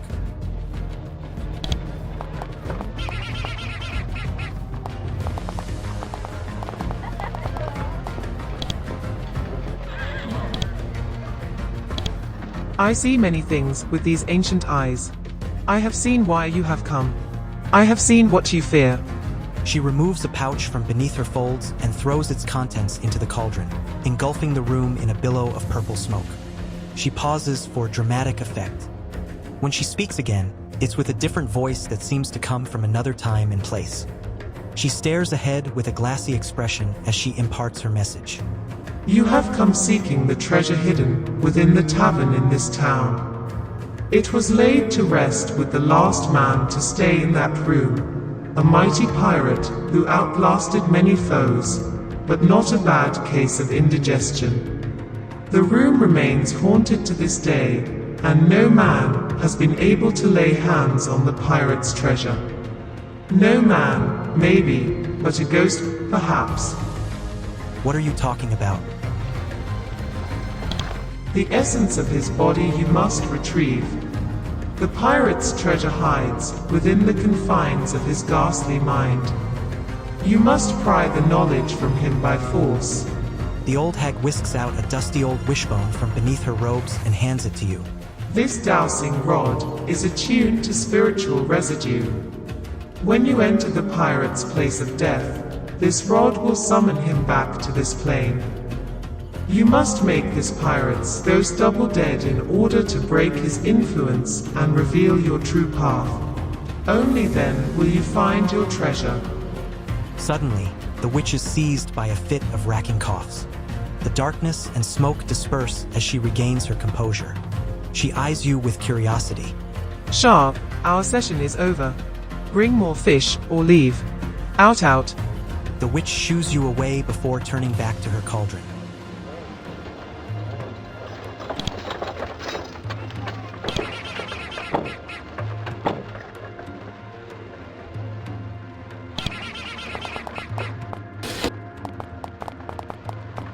Ho hum, life sucks, then you die.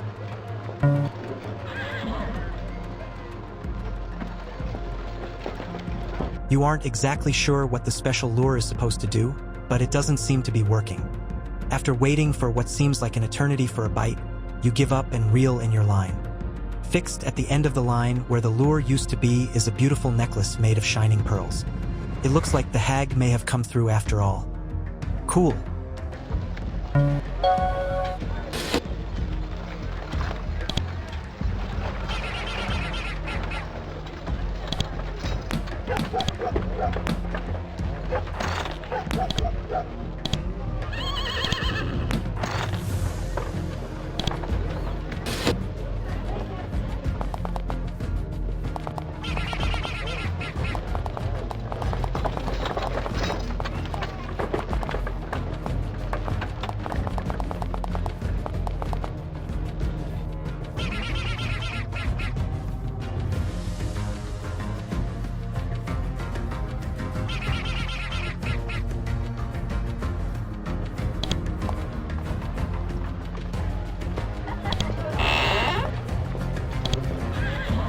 This odoriferous priest swooped in the moment you entered the temple. His fingers are an amalgamation of gaudy jewelry, and his hair is slicked back with some sort of animal grease. If it wasn't for the overpowering scent of incense, you could swear that he was smothered in pungent toilet water. Welcome to the Trial by Fire, religious experience. I am Brother Mort, and I would be delighted to enrich your life with the love of the divine fire. Whoa, back off there, hermano. Brother Mort ignores your protests and advances well beyond the boundaries of personal space. Don't fight it, open your soul and profess your sins, for the fire sees all. Let this fine establishment cleanse you of your misdeeds and put you on the path to earning your seat in heaven. Get away from me. Give yourself unto fire and let it burn free your wicked soul. Confess your sins and I shall strike down all evil before me. Confess and I may save you yet. The priest lunges forward, placing his palm on your head while shaking in religious fervor. He starts to chant before you swiftly remove his hand from your person with a little zeal of your own. I said, cut it out. I don't want any of this. The priest drops to his knees and shouts to the heavens. He knows not what he says. Fire, forgive him. We can save him yet. I just need time to heal. And if, in your infinite wisdom, you could fix my wrist, that'd just be swell. Fire, thank you. Sweating profusely, he catches his breath before turning to you. Well, friend, if religious salvation is not what you had in mind, what can Brother Mort provide to you? What sort of services do you provide? Aside from saving souls, I can also offer you the gifts of my faith. If at any time you are hurt, I can heal your wounds, free of charge. I also offer training to those learning the trade. He smooths a greasy mustache. For that, I will require a small donation. Fear not, all proceeds will go towards the longevity of this establishment and my mission to spread our faith to every corner of this town. Could you teach me the ways of the faith? Help me! Help me!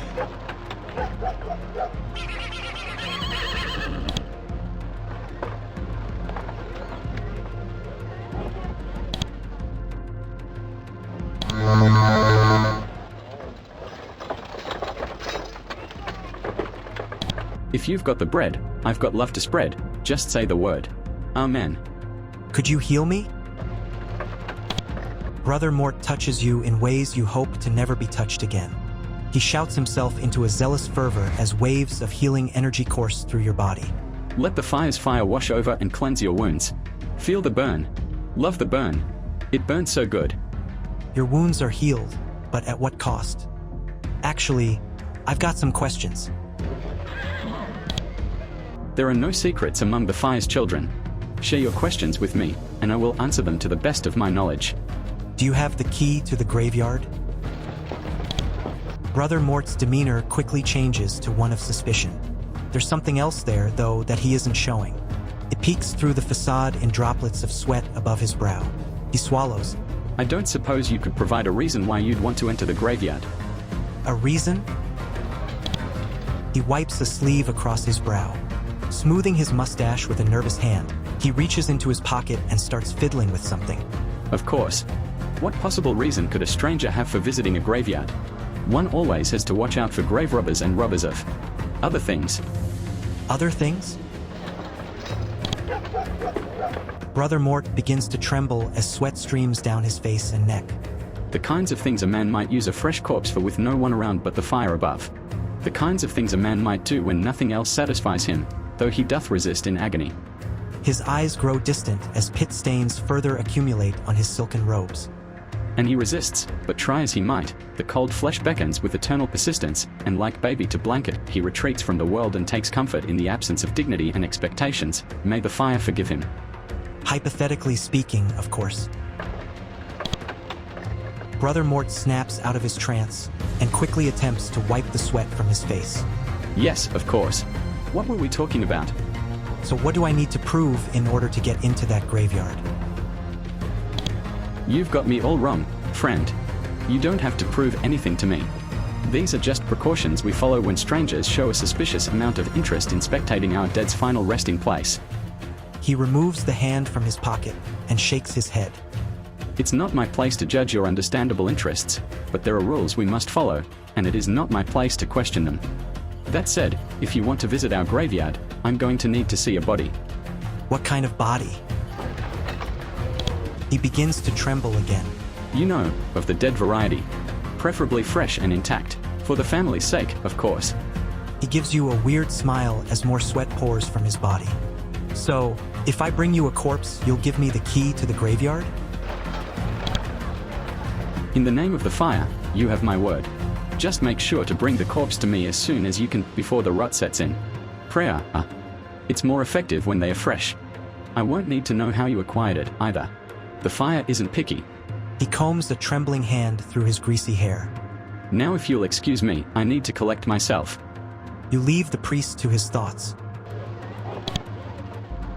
I'm in tremendous pain! I'm in tremendous pain! Help me! Help me! Help me! I'm in so much pain! I'm in so much pain! I'm in so much pain!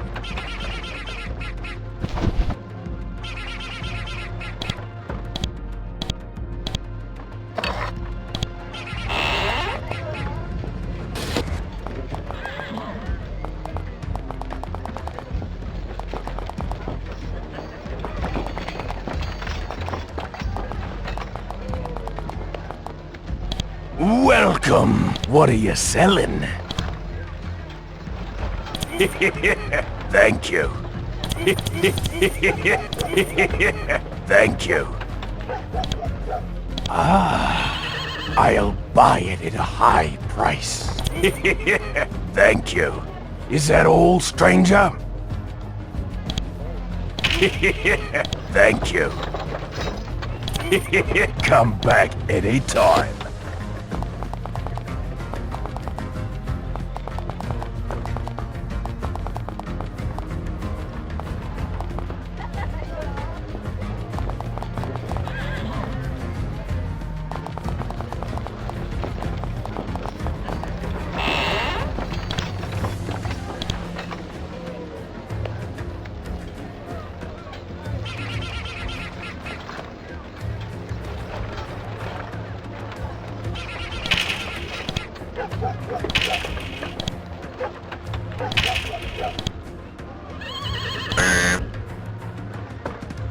Oh, dang it!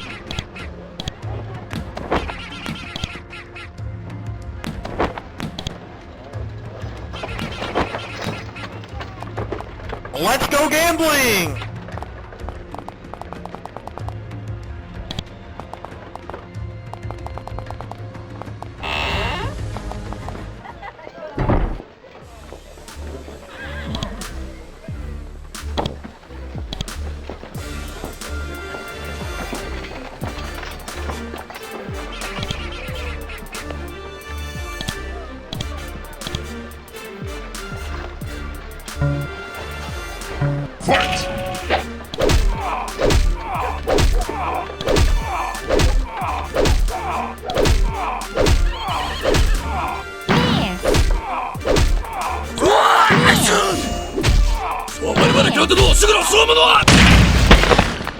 Rocky wins.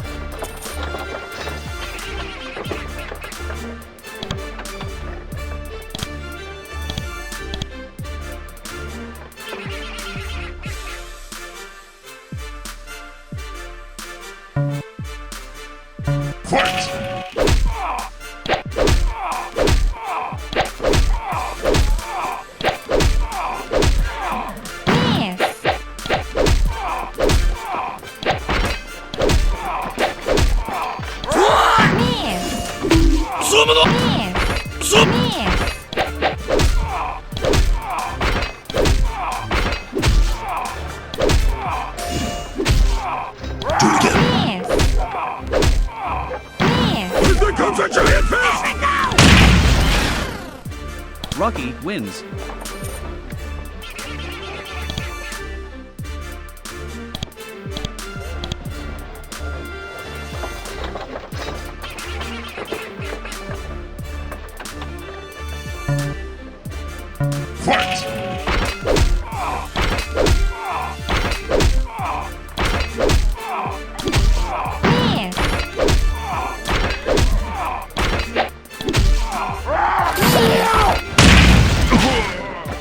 Hold up. Wait a minute. Nope.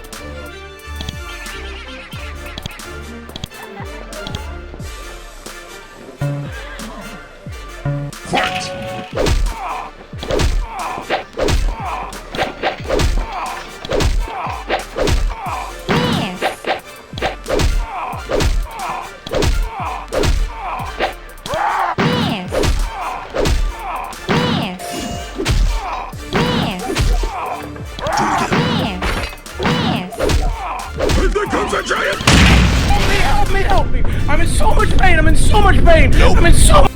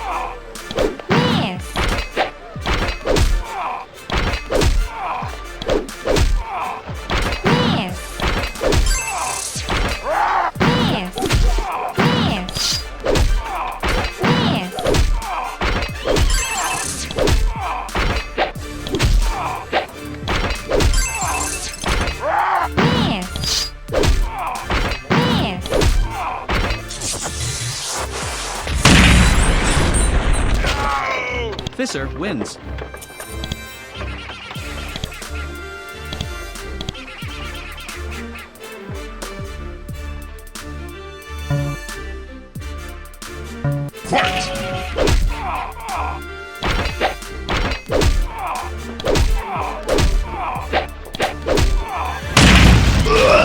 Fisser wins.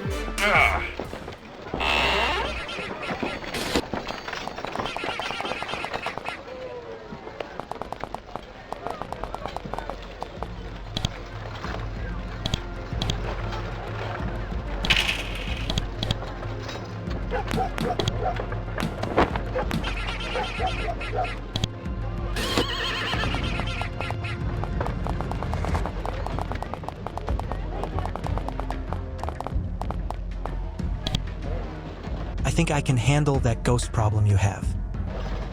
The innkeeper slams his glass down on the bar. I already told Yar that I didn't want to hear anything else about that ghost. Unless Yar got some divine ghost banishing instrument or have some other business with me, I don't want to talk to Yar. It's not divine, but will a witch-enchanted, ghost-destroying wishbone change your mind? The innkeeper raises an eyebrow as you procure your dirty wishbone artifact. He sighs and shakes his head in exasperation. You really want to see the ghost and go mad? Fine. Just know that there'll be no reward in it for Yar, and I won't be coming to check on Yar if Yar don't come back. He leaves for a minute before returning. The door's unlocked for Yar. It's the far room in the center of the hall. Good luck, and don't say I didn't warn Yar.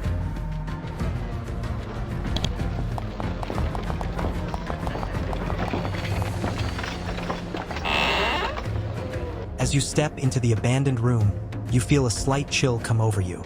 Nothing appears too out of the ordinary, but you can't shake the feeling that something or someone is watching you. Suddenly, your enchanted wishbone begins vibrating violently. It shoots out of your hand and into the center of the room, where it begins to glow with an eerie light. As the brightness increases, you feel yourself being slowly dragged into the room by an invisible force. Oh poo!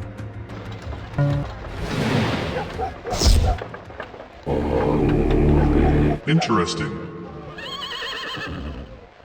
In the middle of the room now stands an apparition in pirate garb. It laughs heartily, sending a chilling wave through your spine. I don't know what you did, matey, but you brought me back to this realm, for which I owe you a reward on my honor as a pirate. Name your prize. You wouldn't happen to remember where you buried your treasure, would you? The ghostly pirate glares at you curiously. And that may be the dumbest thing I've ever heard a landlubber ask a pirate. Looking to steal my treasure, are you? Well, you can forget about that favor I owed you. The pirate draws a spectral sword. That'll be the last mistake you ever make. No one even thinks about touching this pirate's treasure and lives to tell about it. Give the devil my love when you meet him in hell. Double poo. Suddenly, the chill in the air turns to ice and pierces your heart. Avast!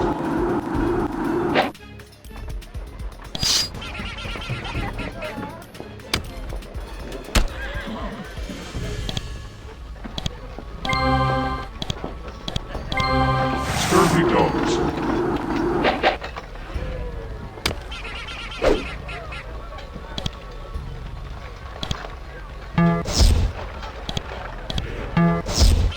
Scurvy dogs.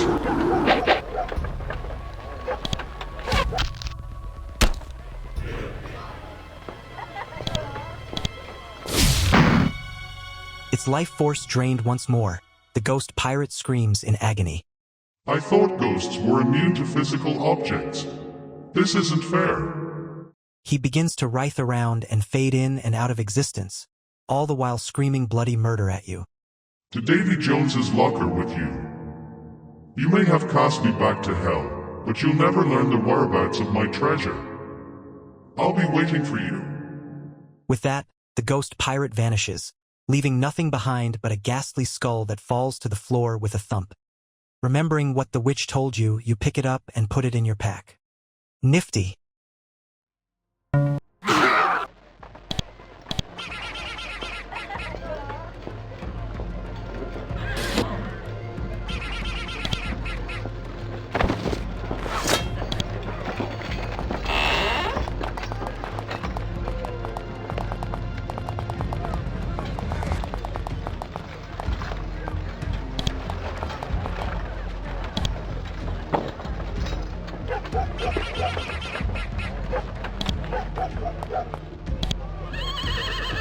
The witch watches you warily as you enter. I see that you have returned to my home. Have you brought with you the essence of the ghost pirate? I have. You produce the skull, which the witch snatches out of your hands. Good, good. The soul screams with anger, but it won't be enough to stop me from deciphering its secrets. This should only take a moment. You wait as the witch chants some mumbo-jumbo and sprinkles some powder on the skull. Suddenly, it vanishes in a puff of smoke. Nothing too interesting, but the words Polly and want kept appearing. Perhaps they mean something to you. That's all the help I can give. Now begone. Begone. She turns back to her cauldron and continues to be old, smelly, and horrible.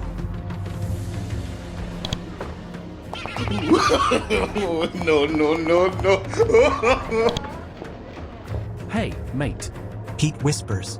Did you take care of our little ghost problem? Yeah, and I asked the witch about it. She said something about the words Polly and want being important.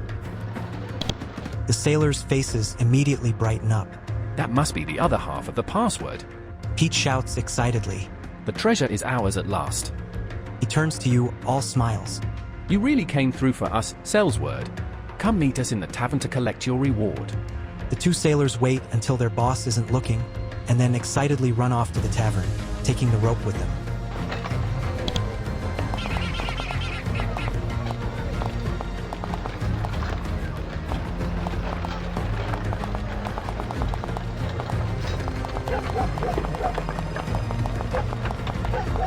You are surprised that your sailor friends aren't here yet. Maybe they've found a secret passage and already gone ahead. You enter the room to check. Suddenly, you hear the noise of something swishing violently through the air. You hit the floor before you realize what happened. Oh no!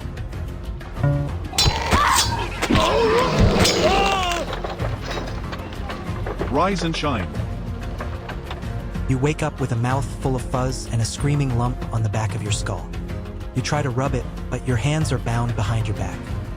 As you groggily attempt to open your eyes, you're met with Garrett's grinning face. So nice of you to finally join us, Sal's word. The portly sailor laughs. I was worried I'd hit you so hard, you'd never wake up again.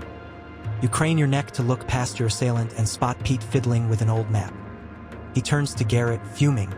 I can't figure out this damn map. There should be a secret passage right here behind this painting, but I can't find a way to open it. Why am I tied up? Pete turns around to face you, grinning sheepishly. Oh, do you like it?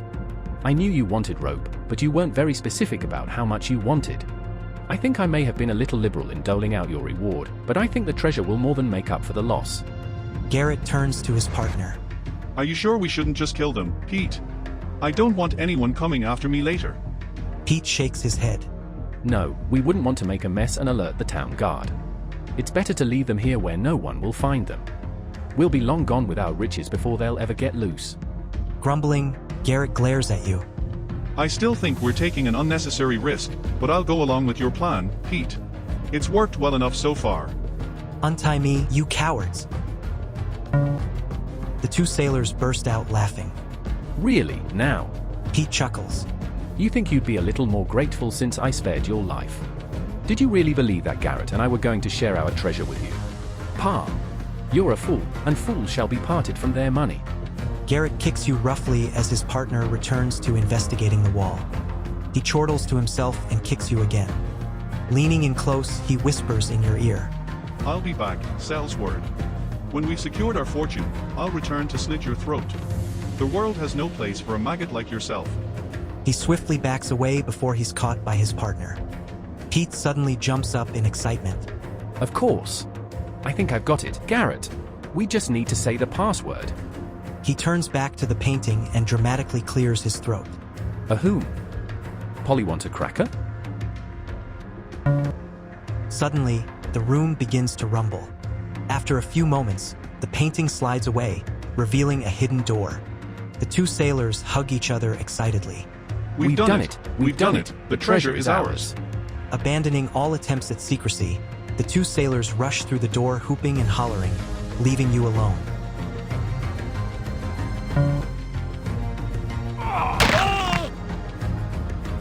The jovial cries cease abruptly.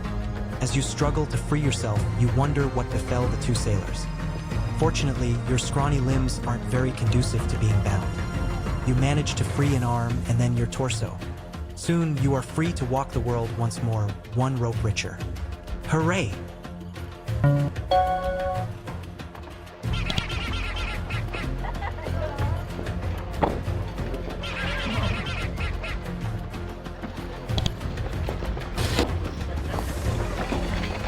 You slowly creep into the hidden passage, careful not to trigger any traps. Just around the corner, you spot the two sailors, their dead faces frozen in surprise. It looks like they tripped a trap for you. How thoughtful. Skill issue.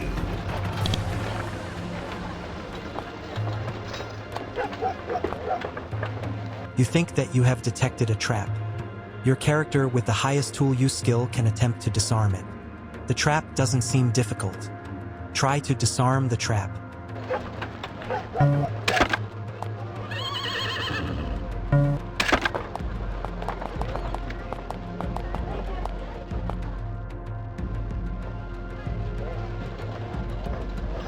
This simple wooden chest isn't locked. but it's inlaid with curious runes that seem to emanate a presence of dread and despair. This is obviously a trap of some kind, but you aren't sure if your knowledge of mechanisms alone will be enough to disarm it. The consequences of opening this chest could be dire. Open the chest? Try to disarm the trap.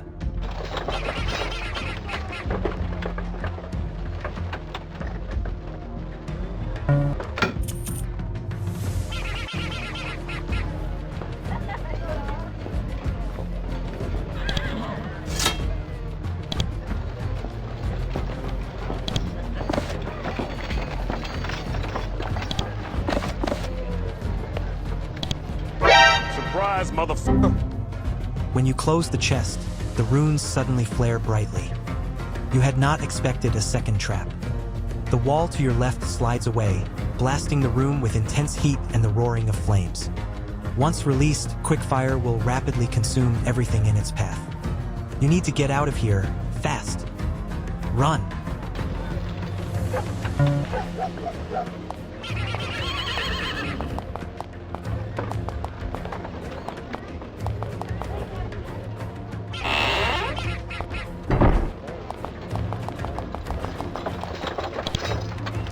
I got rid of that ghost for you. Were y'ar expecting a reward? I already told y'ar that I wasn't offering y'ar nothing to go get yourself possessed. As far as I'm concerned, that room is forever cursed.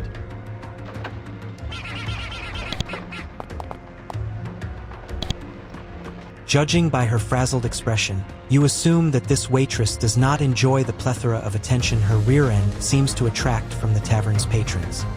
You try to order a drink, but she doesn't seem to notice. That, or she's ignoring you.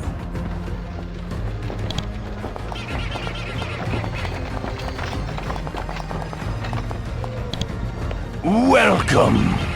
What are you selling?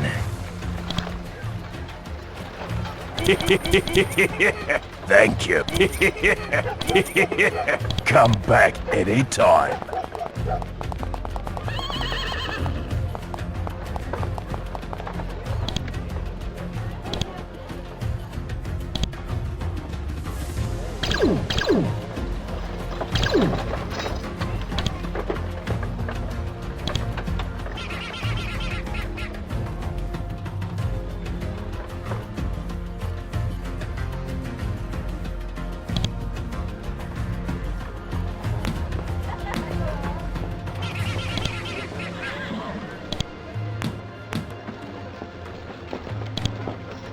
Holy dooly!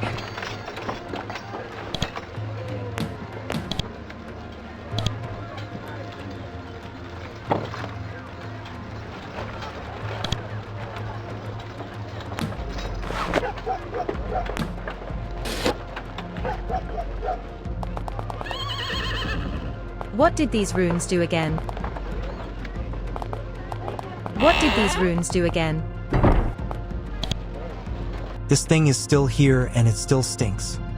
If it had any decency at all, it would throw itself into the ocean to rid the world of its inadequacy. You're just about to spit on him when you realize that you may actually have need of him. You then spit anyway because there's no harm in doing so and he's poor. Beggar, I am speaking to you because I am in need of a corpse to supply the priest, and your worthless body is as good as any. Was it? Did someone say something? The beggar cranes his neck to look up at you, unleashing a horde of fleas from his beard. His good eye focuses on you, and he gives you a giant grin with his 3 remaining excuses for teeth. You got some coin to spare? I have nothing for the likes of you, but I do have a business proposition. In exchange for 5 gold, I gain sole property of your body to do with as I please. Hold up. Wait a minute.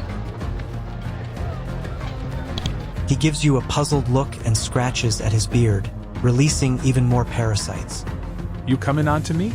Want me to make you feel good for money? I ain't practiced harlotry since the war, but I'll do anything for a warm meal and a place to sleep. Don't be ridiculous, you disgusting fool. I am merely purchasing the right to do with your body whatever I please. I assure you that none of it will be sexual in nature, and I will pay you when I'm finished.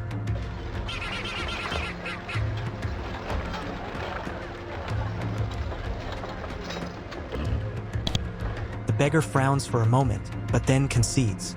I suppose you got yourself a deal. I'm just so hungry. Do as you'd like. With pleasure. The beggar waits expectantly with a hopeful smile.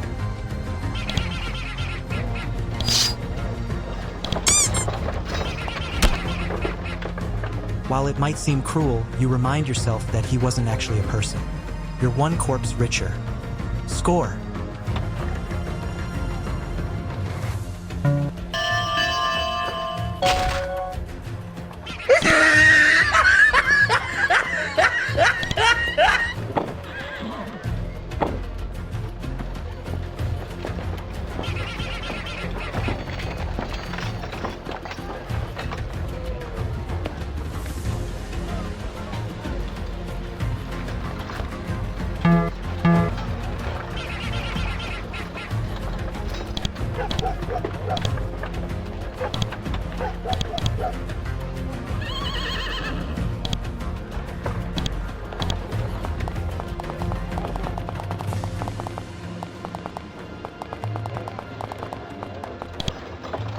I knew you'd be back.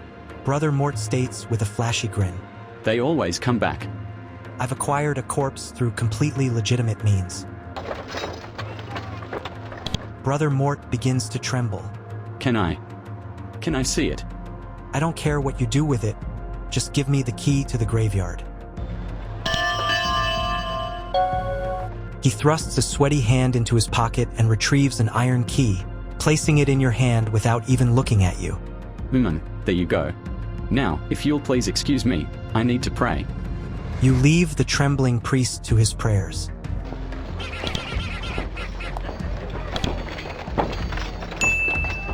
No.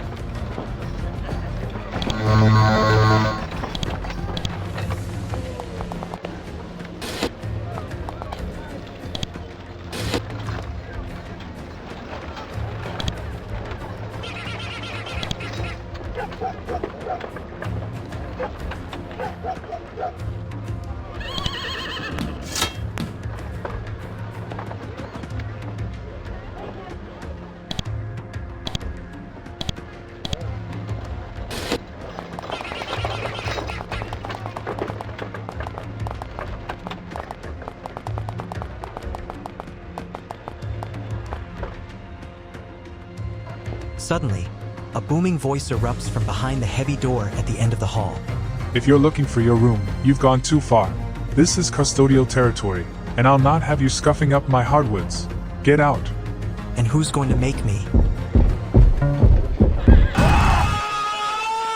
You stand face to face with the most fearsome janitor you've ever seen. In his coarse hands, he carries a mop menacing with spikes and dripping with rage. He roars again. You have awakened me from my slumber. Do you dare challenge me, the custodian? I does. The janitor erupts with hearty laughter. Ha ha ha. I like your fire, friend, for it will serve you well in our upcoming battle. Fight Arena, go. With a wave of his arm, you feel yourself being lifted in every direction at once while a wave of light washes over you. Groovy. I should warn you. I'm the strongest of my kind. Prepare yourself for pain. The custodian assumes a fighting stance, mop in hand. Time to take out the trash.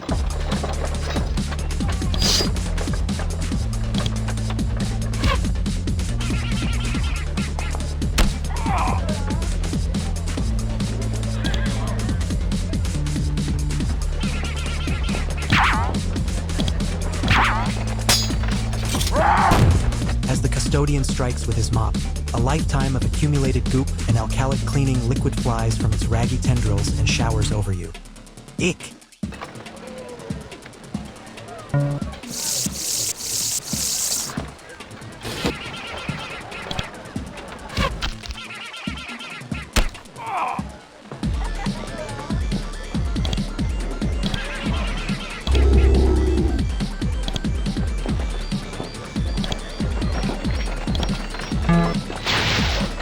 Retrieving a jug of bleach, the Custodian showers the area with its cleaning prowess, burning away the status effects from your body. Ow!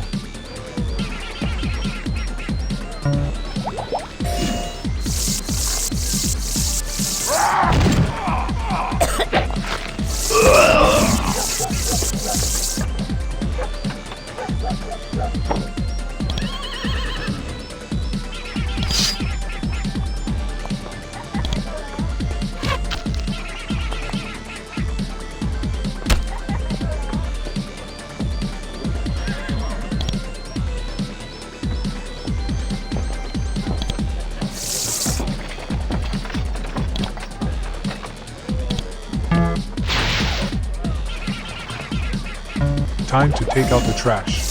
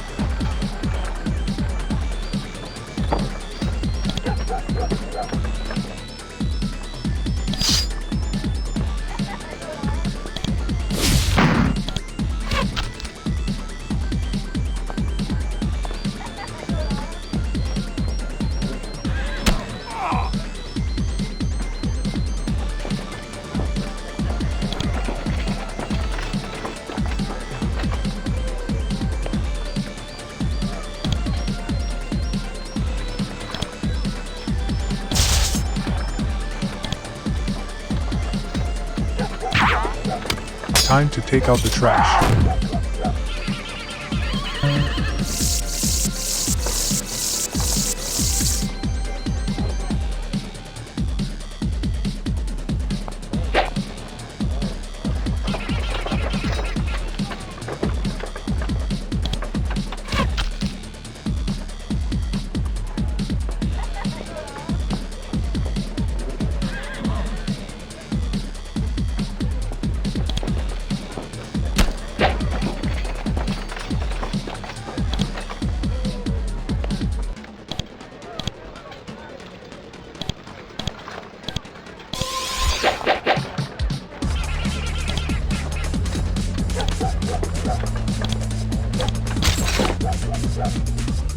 I'm lean, mean, and squeaky clean.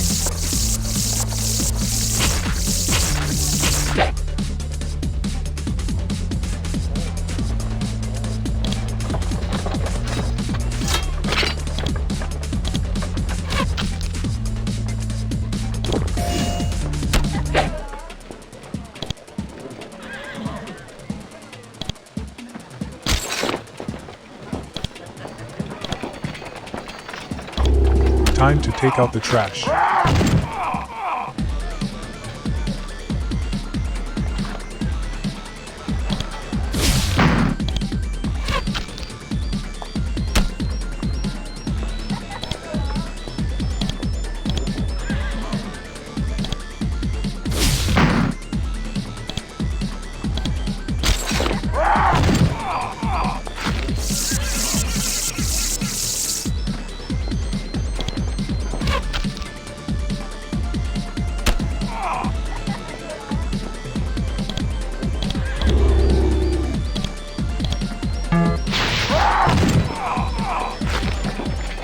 With the final blow, the custodian collapses, clutching his mop for support.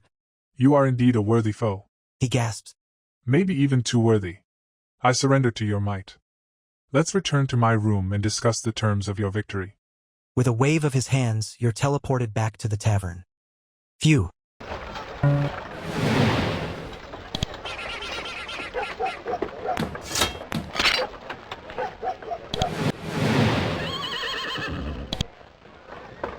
You stand in the lair of your mighty adversary. He breathes heavily and leans on the wall for support, recovering from your battle. When he's able, he speaks in short breaths. I am impressed, warrior. You have bested me in combat. On my honor as a janitor, I owe you a great boon. Was there something you wished to ask me about? I'm looking for a shovel. A shovel? The custodian scratches at his chin, giving you a curious look with his brow furrowed. Now what use could a warrior have with a shovel? To dig things? The janitor's face grows very dark. From beneath his Neanderthal brow, he stares into your eyes with an intensity wrought from years of scrubbing excrement from the oddest of places. Places no one should ever poop. Then he speaks. I like you, warrior. I find your naivety refreshing, and it takes a lot to scrape through the filth that has been encrusted onto the porcelain of my soul. However, I'm afraid I cannot just give you your shovel. What? Why? You ask too much of me. Were it gold or sexual favors, boons I would bestow gladly. I would give them to you in a heartbeat. But a shovel, a noble tool and foundation of hard labor, that is too much. But I've earned it. From what? Besting me in the simple game of combat? Do you have any idea the toils I face every day, the hazards I scrub through? You wouldn't last a day doing what I do, and you claim that you've earned it. He grips his mop with bone-white knuckles, the blood, apparently, having rushed to his face. A few seconds of tense silence pass before he sighs, his color returning to normal. Maybe I am being too harsh. I envy your enthusiasm, but I cannot make this decision alone. You must first speak with my compatriot. If he deems you worthy, then you may have your prize. Who's that? The short order cook. You'll find him just down the hall in the kitchen. I'll make sure the door is unlocked, so you can speak with him. He'll know why you have come. Then I'll go speak with him.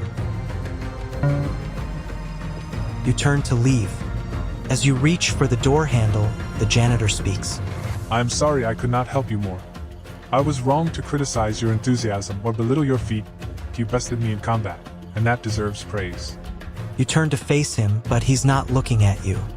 Gripped tightly in his hands, he stares at his mop with a distant gaze, a mask of profound sadness covering his normally harsh visage. No, you deserve more. What do you mean? He looks up and meets your gaze. There is a vast world beyond the walls of this town, and it is dirty, so very dirty. The world needs cleaning from warriors with true courage and the strength to make it shine. I never had the courage to do it myself. With head bowed and arms outstretched, he hands you his mop. I want you to take my mop. It deserves a better master. It needs your strength. Lead it to the filth in this world, and it will do you no wrong. But what about you? He gives you a weak smile. Don't worry about me. If I were you, I would stay focused on the tasks ahead. You'll need all your strength if you hope to prove yourself worthy to the cook. You take the mop. It is surprisingly light and sturdy. The shaft appears to have been crafted from fine steel. As you turn to leave, you hear him speak one more time. One last thing, warrior. I'm sorry. What? No! Too late, you notice the dagger in his hands. With a tired effort, the custodian thrusts it through his abdomen and up into his heart. He falls to his knees and then collapses onto the ground, making a huge mess with no one left to clean it up. You turn to leave for the last time and quietly shut the door. If no one notices you near his room, they won't expect you to take care of the mess. But will they ever get the stain out?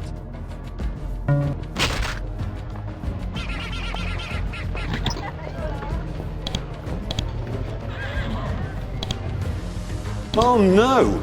Anyway.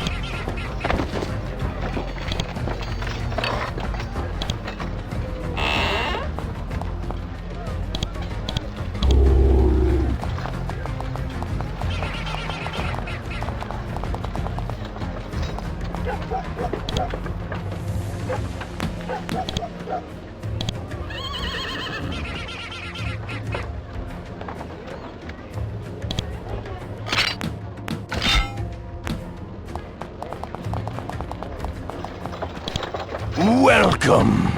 What are you selling? Thank you. Come back anytime.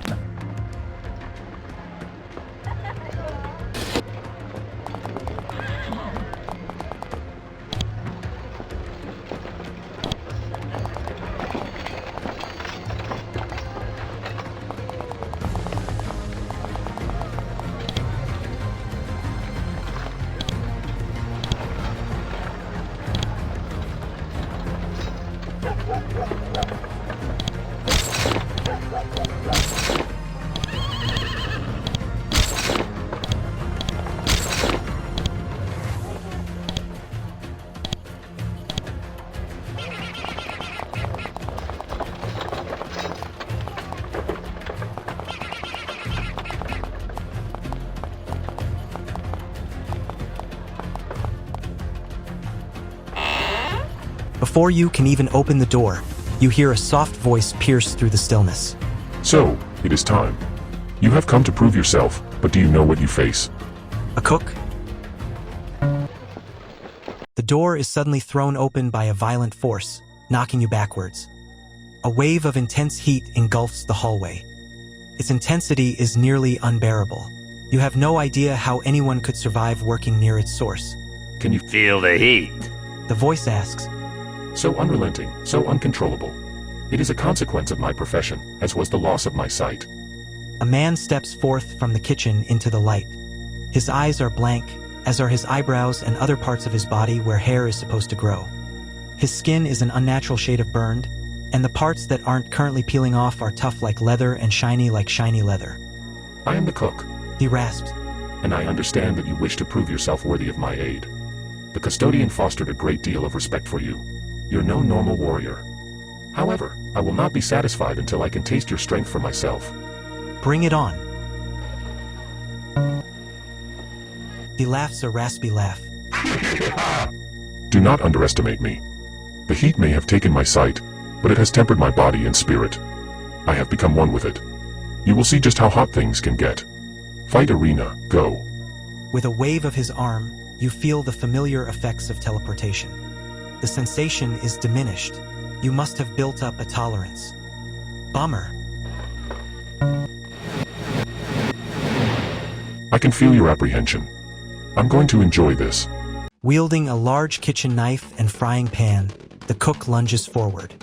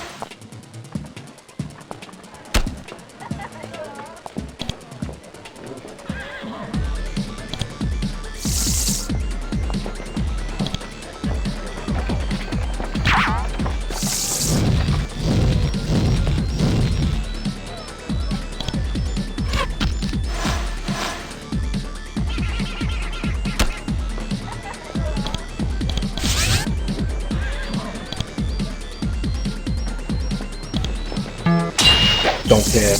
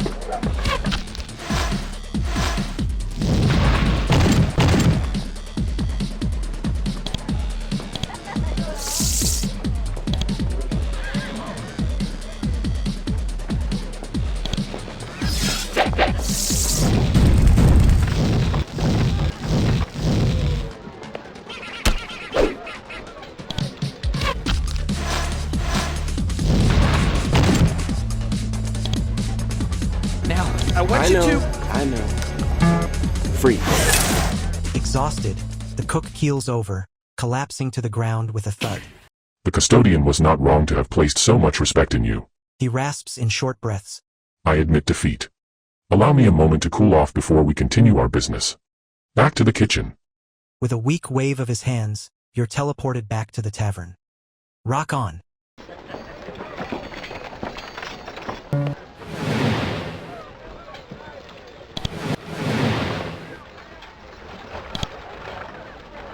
The cook is still breathing heavily from your fight.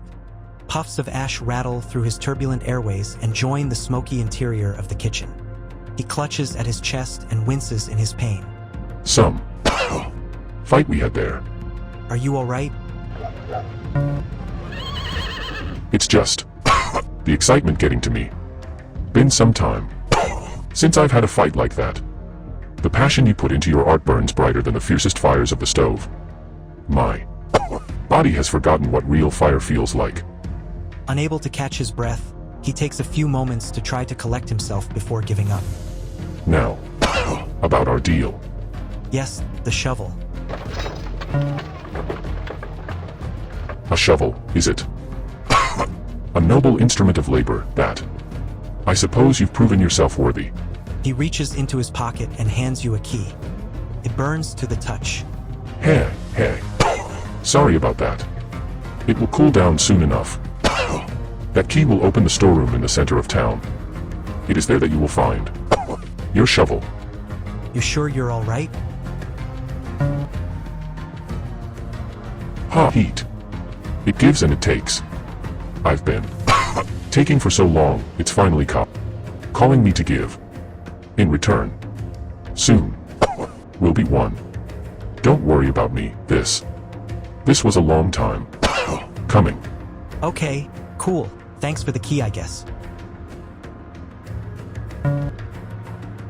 In a spasm of coughing, he falls into his counter and knocks a drawer open. Cursing, he nearly slams it shut before suddenly stopping. With a soft smile, he reaches inside and withdraws a pair of worn oven mitts. Hey. He rattles. A tool from my early days before the heat took the feeling from my hands. I want you to take these, warrior. They will protect you should the heat of the world ever become too unbearable to handle. You take them before he's seized by another fit of coughing. He doubles over onto the floor. Why do you guys keep insisting on dying in front of me?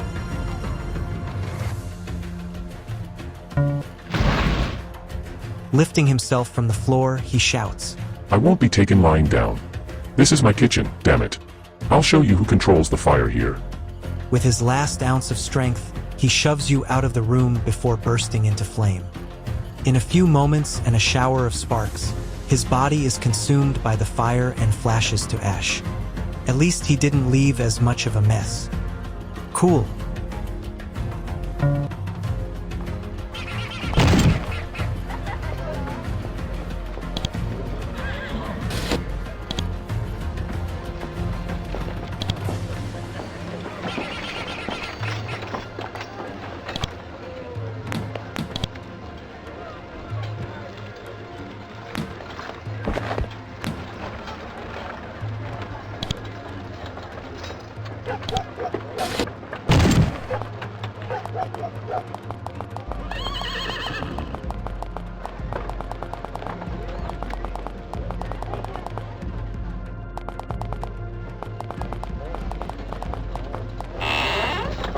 Kept in loving condition, the storeroom is full of a diverse set of tools stacked neatly and placed in order of uselessness.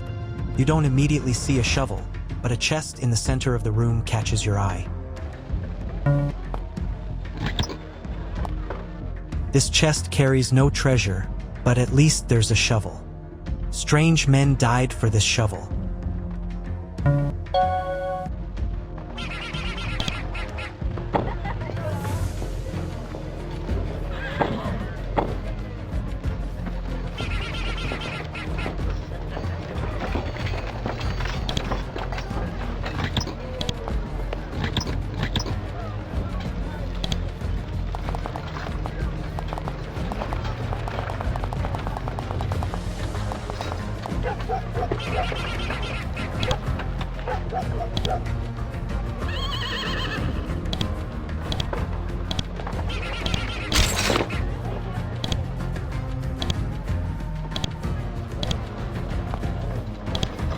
There is a man hiding back here in the shadows, looking very sneaky and deceitful.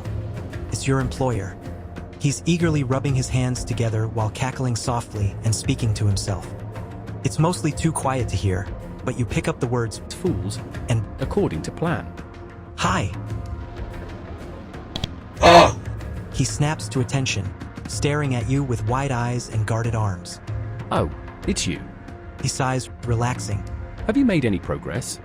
What have you been doing back here? Business stuff. You wouldn't understand. Wait, why do you ask? He pauses, giving you a suspicious look. How long have you been standing there? Standing where, boss? He looks at you for a few more seconds before relinquishing the accusation. Bah, never mind. Was there something you needed to report? I've made some progress. Really? He begins grinning maniacally. Have you found everything I asked for? Yep. Excellent. Now we can progress to phase 2 of our operation. Striding out from the shadows, he snatches the key from your hand and moves towards the nearby door. Unlocking the door, he slips through and motions for you to follow. This dark place gives you the spooks, but you need to be brave because there's a businessman counting on you. You notice him hiding over behind a tombstone near the back. He places his finger to pursed lips before motioning for you to come join him.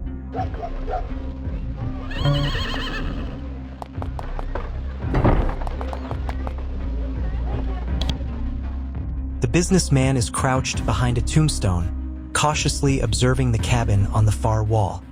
He motions for you to crouch down next to him. Are you ready for the next phase of our plan? I would suggest getting your affairs in order before we begin, because there will be no backing out once we start. I need to go take care of some things first. Then hurry up and get back to me as soon as possible. He waves you away.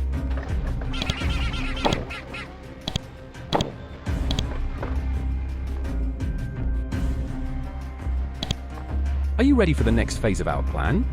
I would suggest getting your affairs in order before we begin, because there will be no backing out once we start. Yes, I'm ready. Excellent. He heads over to the entrance and locks it, taking care to ensure that no one sees him. Satisfied, he returns to you and takes your shovel, leaving you with the rope. Good. Now for your part. You see that cabin over there? Yep. That's where this town's oaf of a Gravedigger lives. I need you to go over there and let yourself in. Keep him occupied while I take care of things out here. Occupied? Just do what you people do best to make sure he doesn't leave his cabin. If he resists, tie him up with that rope. It's important that no one witnesses what transpires out here, and that includes you. His eyes flash maliciously. Got it? Absolutely. Good. Now, if you'll excuse me. Taking the shovel, the businessman slinks off into the shadows. You approach the door to this noble cabin, with little care for stealthiness. You have no fear for gravediggers and their ways. With heavy fist, you bang on his door. It's open. Bellows a voice that seems to emanate from the earth itself, rattling the rickety cabin and nearly knocking you over. I rarely get company these days. Enter and let me have a look at you. As you reach for the door handle, you remind yourself that you have nothing to fear. You've already defeated both a janitor and a cook. What's the worst a gravedigger could do? I dunno. Come in, come in. You aren't sure whether the cabin is small, or if the effect is merely pronounced by the imposing frame that fills the entire room. This massive brick of muscle and sinew stoops over a stone counter, crafting the base of a coffin. You notice a finished piece that's exactly your size. Returning his mallet to the counter, the gravedigger turns to face you, a glint of curiosity crossing his haggard features. He glances you over for a moment as if sizing you up for a burial plot. I see we have new adventurers in town. So many eager young adventurers pass through here that I never get a chance to meet them properly, though we always end up acquainted one way or another. I can't say I mind the business, but it's left me with few opportunities to see one of you intact. I don't know how you managed to sneak in here, but I must admit, I'm dying to know what you want. A hint of a smile crosses his impassive face. You wouldn't believe what I had to go through to get in here. What's with the lockdown over some stupid bones?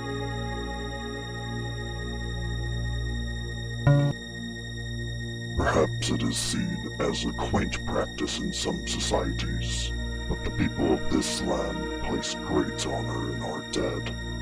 Those buried here were great pioneers in their lifetimes, who died with their hearts and their swords as they fought to carve their way in this world. We protect this site to prevent would-be grave robbers from stealing whatever effects the dead were buried with, and from disturbing the sanctity of this ground with that vile transgression. Fortunately, those who would commit such an act seem to have learned to stay away after we disposed of the last batch. What happened to them? Those who would defile the dead aren't worth burying, so we gave their redolent bodies to the sea. I did not want to pollute the water with so much filth, but fish need to eat, same as worms.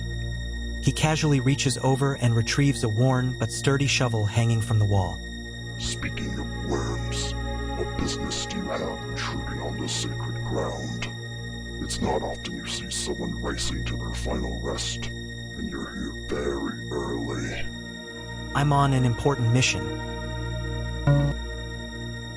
A mission? The digger murmurs your words back to you with little concern. There's nothing for your kind here. I'd suggest you look for adventure elsewhere. Whatever you expect to find here, I guarantee you'll get more than you bargained for.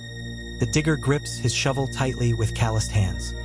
A lifetime of hard labor has left him with an almost supernatural musculature, which seems to grow as he slowly bears down on you. Suddenly, a gleeful giggle from outside cuts through the oppressive atmosphere. The digger's eyes shoot to the door. Wait a minute. Who's out there? What are they doing? He attempts to push past you. Block the door.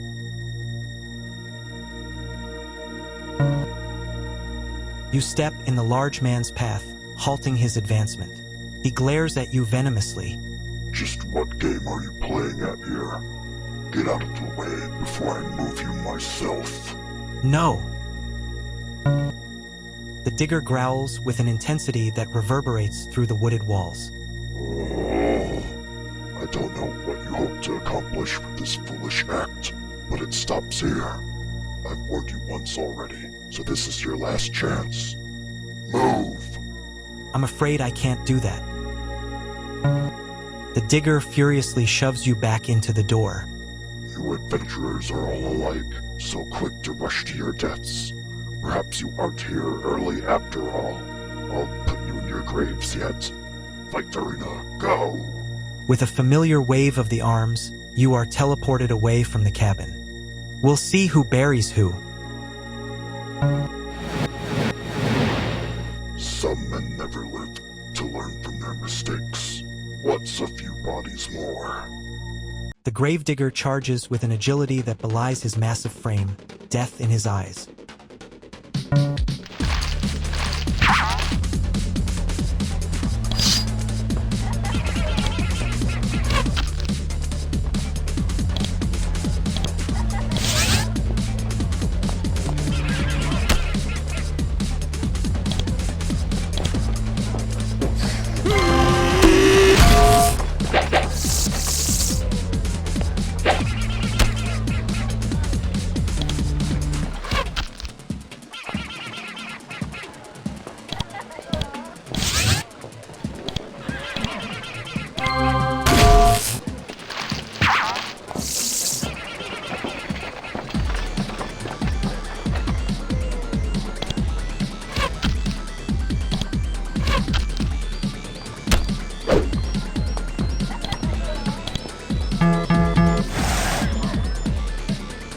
creature dies, the last of its life's blood leaves its body and channels into the Gravedigger, restoring some of his own life.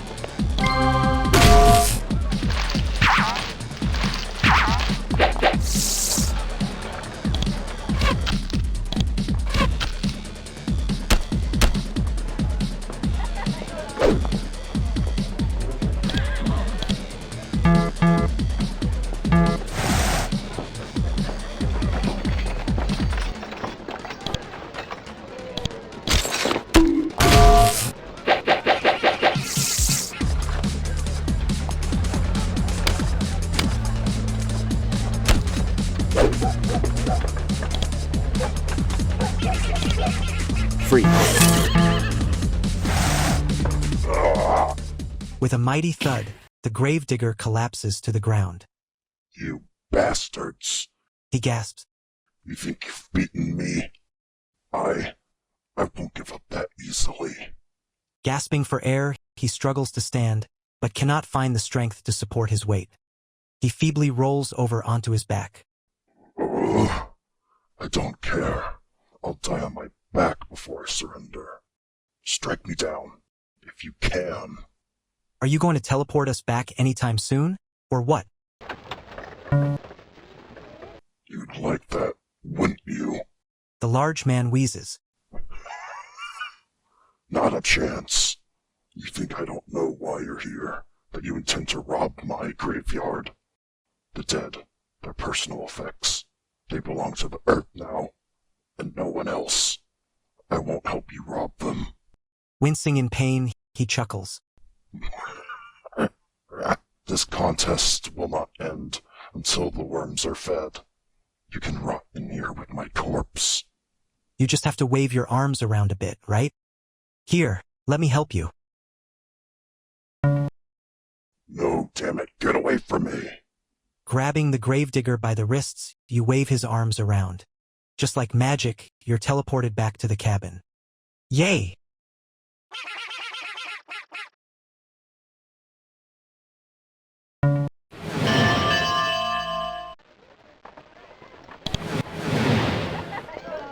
Back in the cabin, you use your rope to tie up the Gravedigger while he's still incapacitated. Though immobile, he's still awake and still incredibly furious. You'd better kill me now, because when someone comes to free me, I'm coming after you. I'll see you buried yet. Do you hear me? You ignore the Gravedigger as he bellows at the top of his lungs. He'll get over it. Right now, you need to return to your employer to see what he needs of you next or if he's ready to pay you for your services. First, though, you notice that the Gravedigger has dropped his shovel. As he won't be able to use it while tied up, you'll do him a favor and take it off his hands.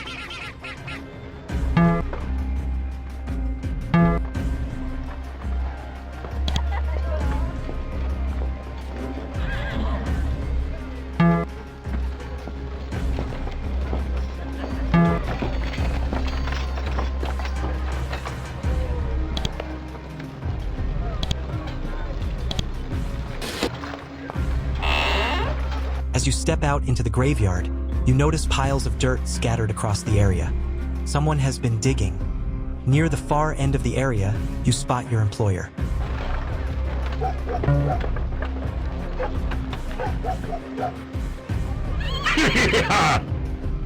Your employer is sweaty and covered in dirt. He leans on his shovel, exhausted, but in good spirits. In front of him lies a large pile of bodies in different stages of decomposition. Cackling wildly, he waves you over. Come, you're just in time. You have done well.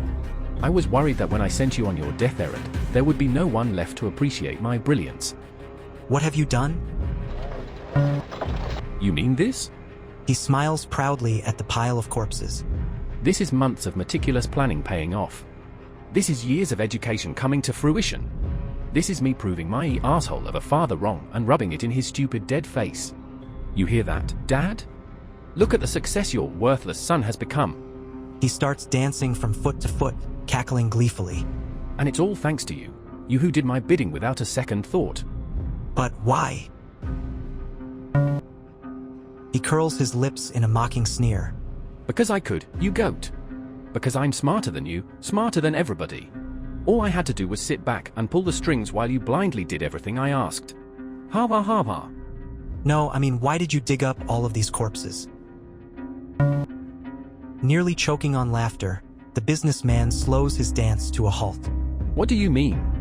The corpses, what purpose do they serve? He opens his mouth as if to say something, but he can't seem to find a response. Brow furrowed, he looks back at his quarry with a puzzled expression. I have no idea. You had me search all over town for a random assortment of items and accost a terrifying gravedigger for this? People died. That's just business, pal. It's about taking risks and making choices. You take your risk and make your choice and move forward. Businessmen never look back at their decisions or the people they've stepped on. You're a bad businessman. You shut up. You don't know anything about being a businessman. What do you know of risk and reward? You've never been to college. You don't have an MBA. Your ex-employer glares at you with a fervorous glint in his eye as sweat begins to pour down his face and neck. I should never have tried explaining my genius to someone who mucks around in caves for a living. As opposed to someone who digs up corpses for no adequately explored reason.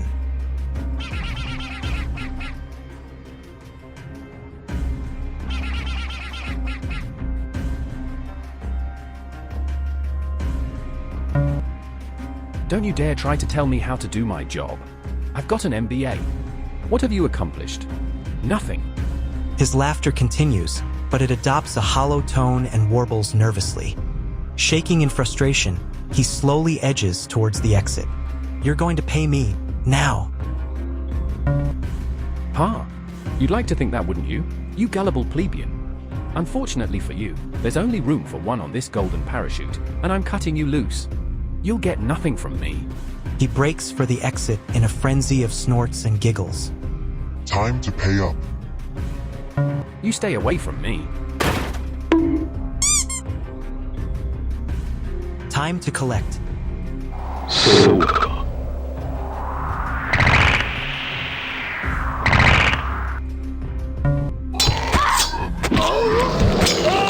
You pound this dork into the dirt like the worm he is. He screams like a little girl the entire time. When you're finished, you locate and liberate his coin purse. Your mission complete, it's time to leave the graveyard because it smells like dead things and because you're tired.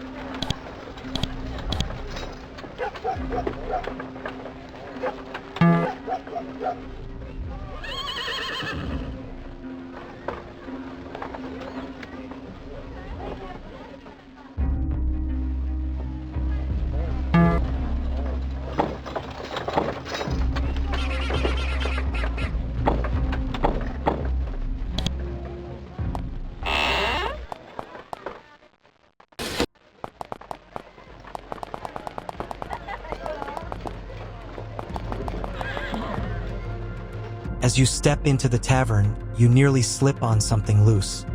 Bending down, you discover 5 shiny coins scattered across the floor. How lucky! We're rich! We're rich! We're rich! We're rich! We're rich! We're rich! We're rich! We're rich! Mushroom! It's been a long day. You can explore the rest of the town after you get a good night's sleep at the tavern.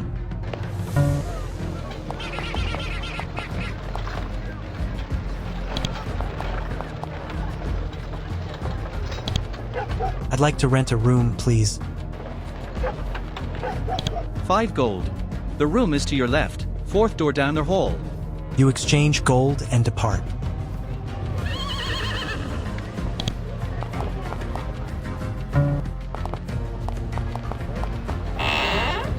Your wallet fatter and your first quest complete, you collapse thankfully into bed.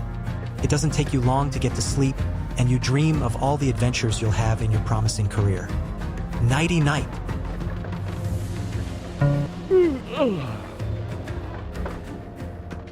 You wake up feeling completely refreshed and ready to take on the world. As you wipe the sleep from your eyes, you notice that someone has slipped a note under your door. It reads, "Hero, I am in need of your assistance. Please meet me in the graveyard." Oh boy, it sounds like word of your success has traveled, and now the requests for your services are going to start pouring in. After you've stretched your legs a bit, you should go see what this mysterious admirer wants.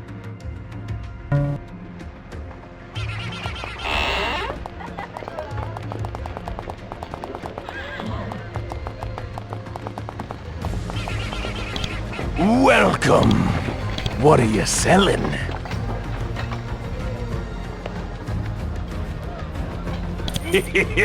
Thank you. Come back anytime.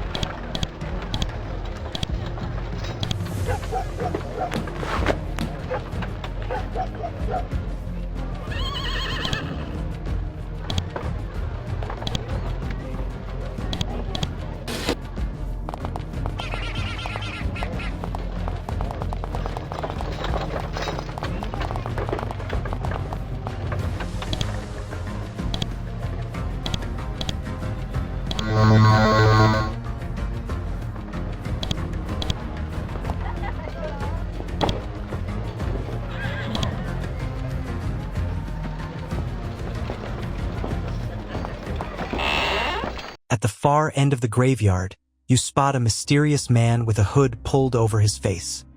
He must be the man who sent for you. You march forward to greet him.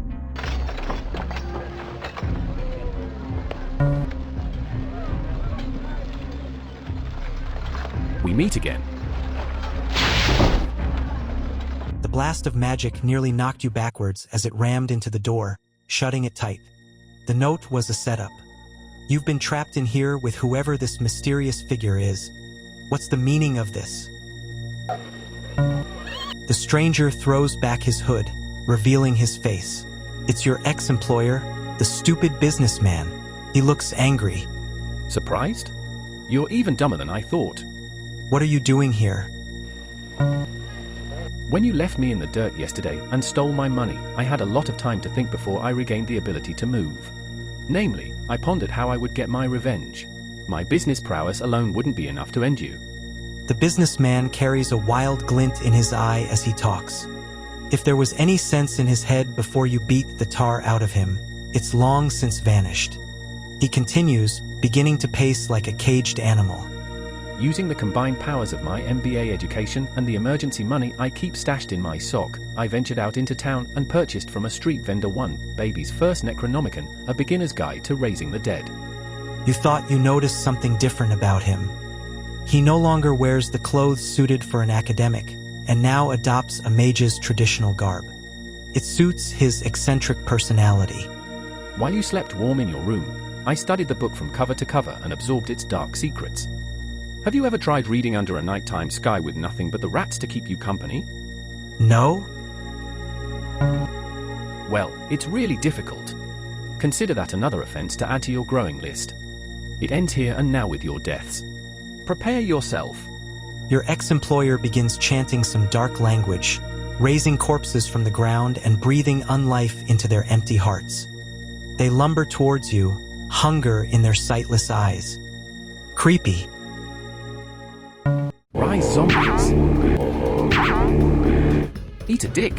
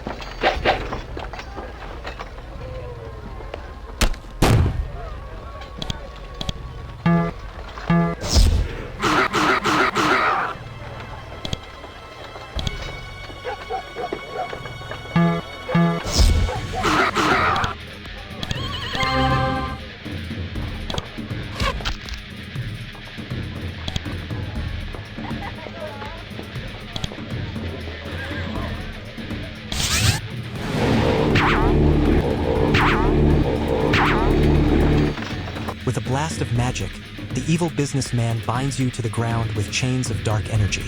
Though incorporeal, they are quite heavy.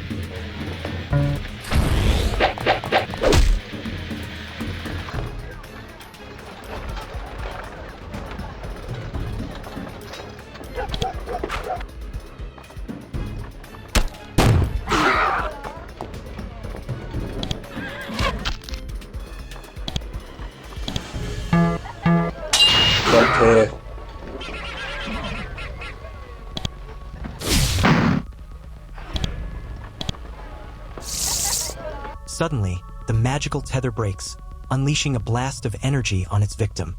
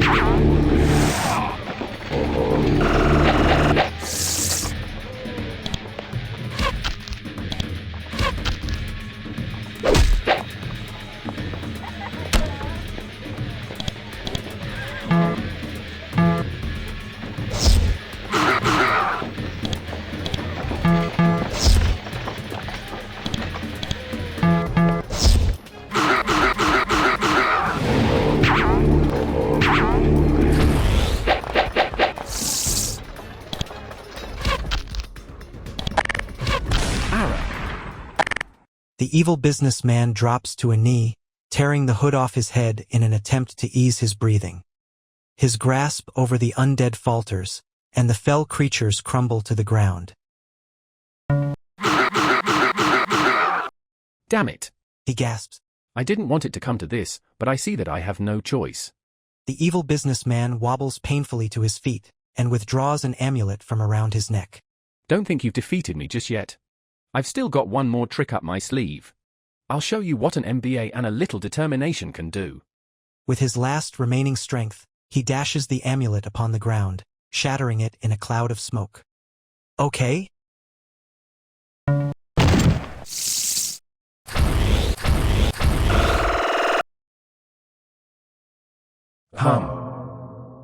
Where the businessman once stood now stands a fragile skeleton woven together with powerful magic. It raises its hands and inspects them, rolling its fingers a few times and clenching its fists. Satisfied, it points at you and shouts a word of command. Uh-oh!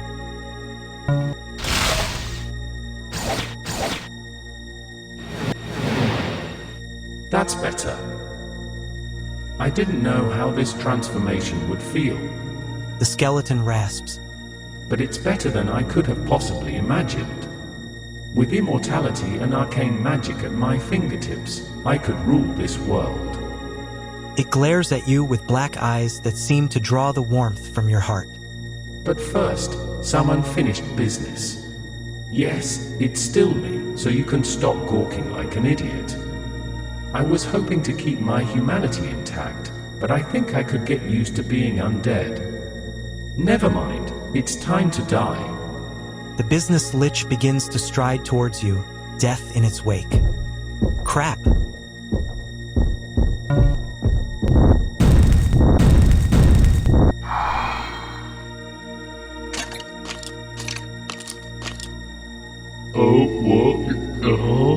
Your little party is joined by yet another skeletal figure.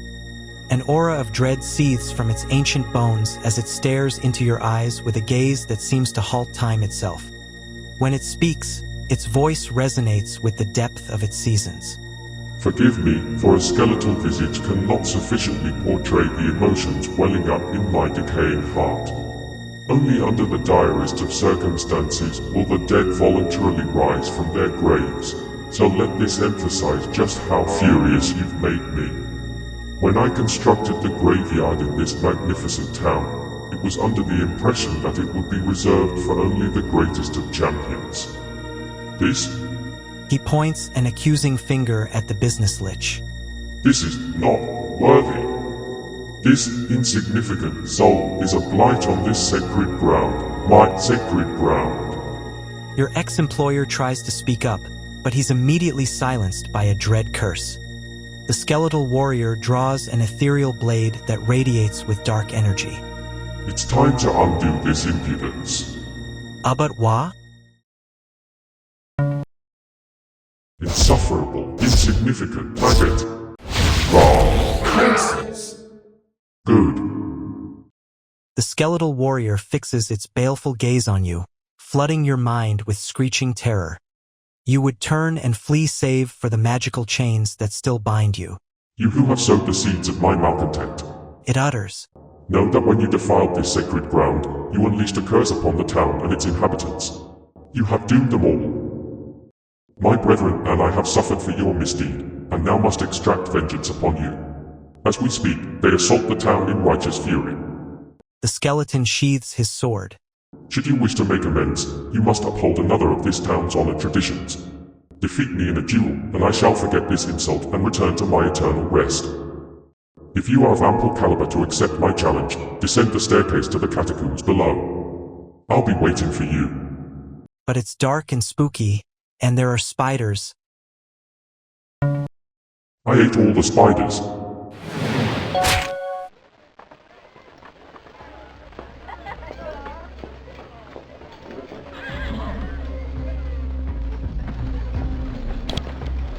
Well, it looks like you've gone and released unspeakable horrors onto the town. The citizenry probably won't take too kindly to your tomfoolery, but at least you're behind the relative safety of the graveyard door. That horrible skeleton warrior mentioned that you could go fight him to make the problem go away, but you didn't get into adventuring so some hideous constructive bones and unholy fury could flay the soul from your body. With any luck, While the dead of this town are busy bathing in the ichor of its citizens, you should be able to sneak over the side and swim to safety. Of course, one might surmise that the source of the undead would probably be the graveyard. That would inevitably lead that enterprising individual to your current hiding spot. Upon closer inspection, based on your present location and the obvious signs of recent combat, one might even reach the conclusion that you are the one responsible for opening the gates of hell and unleashing a stampede of undead upon their town. While you aren't too familiar with all of the local customs, you doubt that this individual would appreciate your involvement in the utter destruction of everything they've ever loved. They might even interfere with your plans of escape. Fortunately, this likely scenario will never come to pass as the only door to the graveyard is locked, and you currently possess the only key. Thank heavens!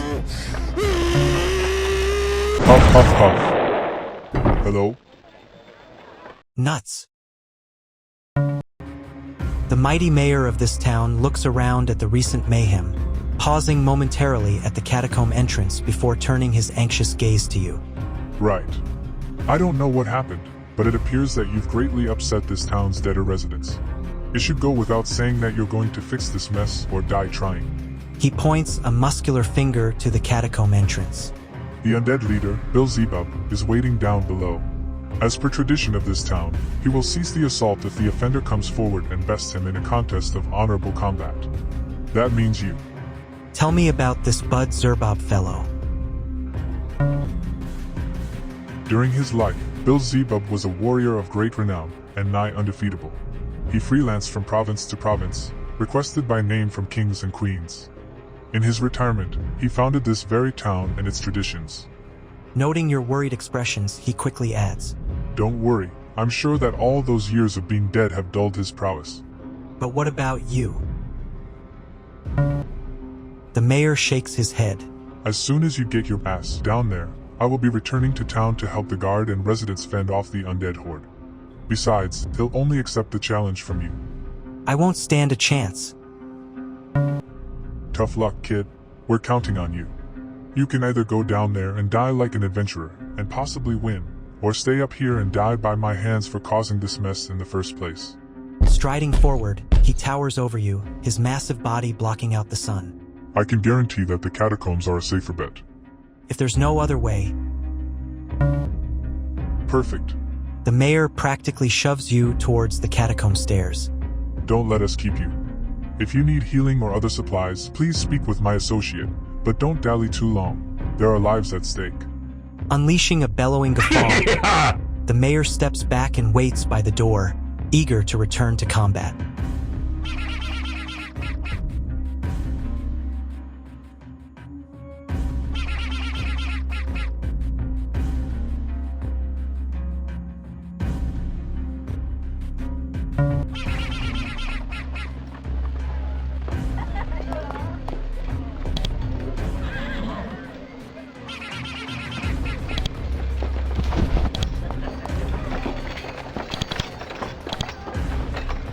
Your old friend, Brother Mort, stands rigid beside the door, sweating nervously. Hello, again. He stutters. I'm here to provide you with the fire's assistance before you descend to face that dreadful warrior. What can you provide? With the fire's blessing, I will completely restore your health and energy. The mayor also managed to requisition some essential adventuring tools, should you find yourself unprepared. He wipes an already drenched sleeve across his brow. The goods aren't free, but they are as cheap as we could bargain. I can also use the fire's assistance to identify anything you have. Can you identify some items for me?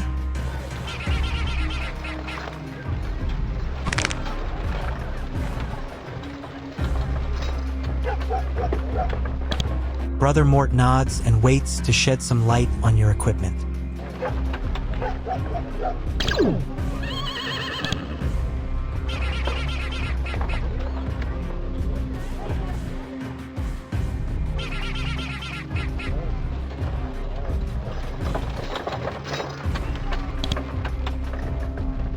I need healing.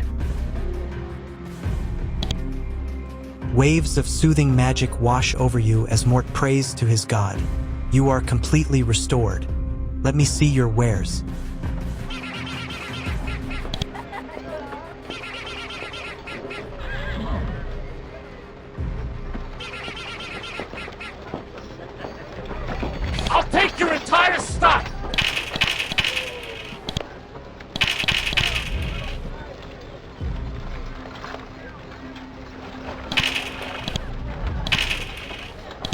Brother Mort glances nervously at the door behind him. Is there anything else I can help you with? Nope.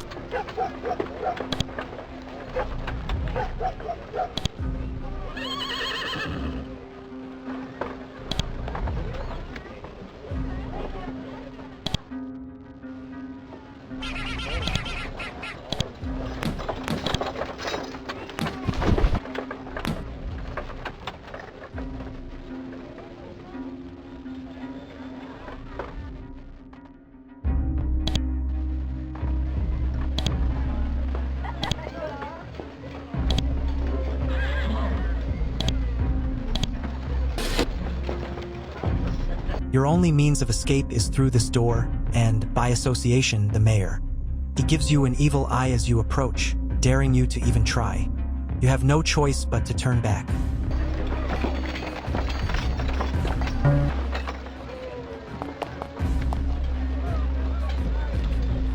These stairs descend into the underground catacombs.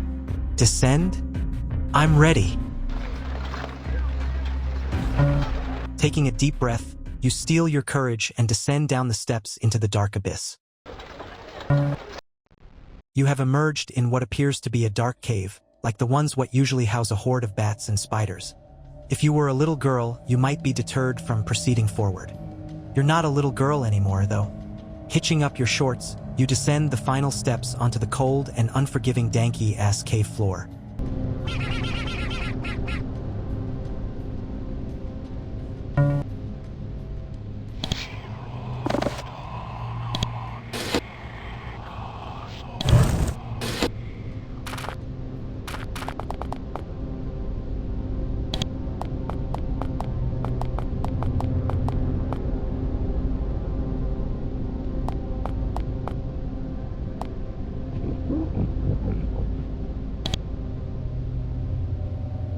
Welcome to my lair. Before you stands the mighty skeletal warrior, Bill Zebub.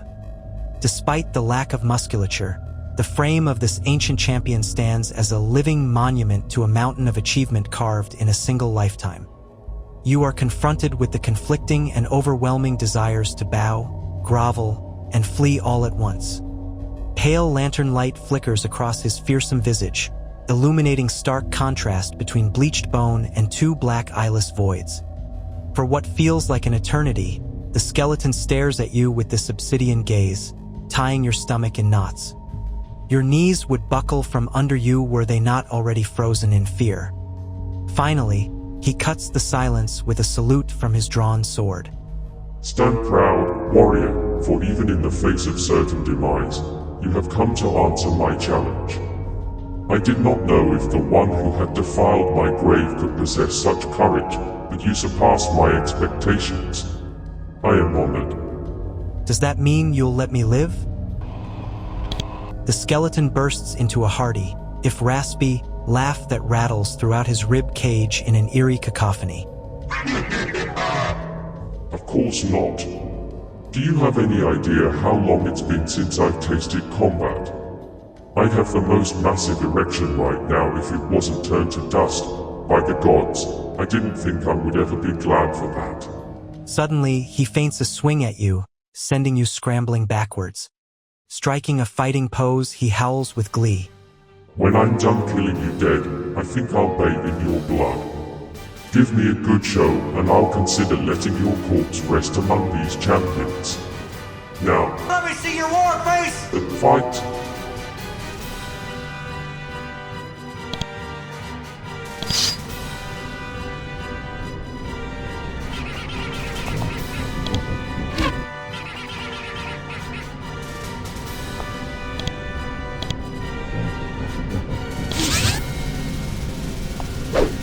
Give me one reason why I shouldn't have my boy here pull your head off. How about a magic trick?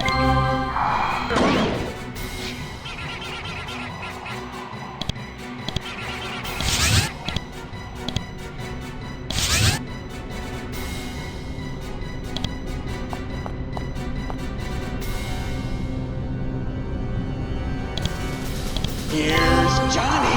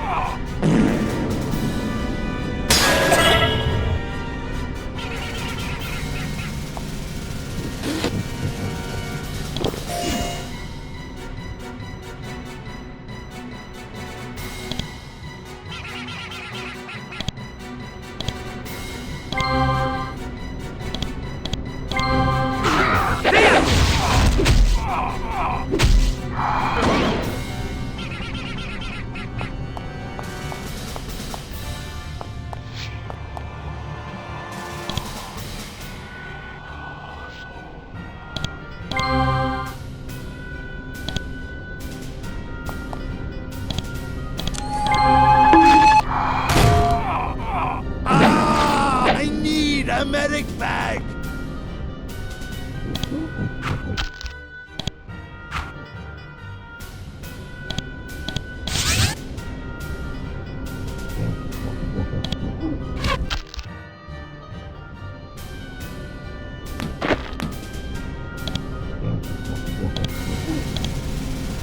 What are you aiming at?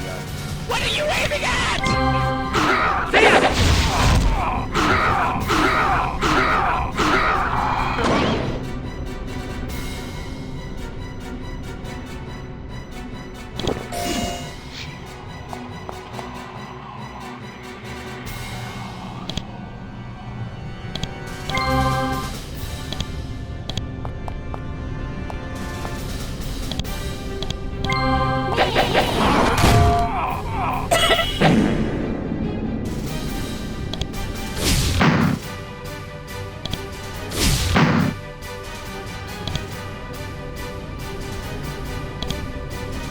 Still don't care.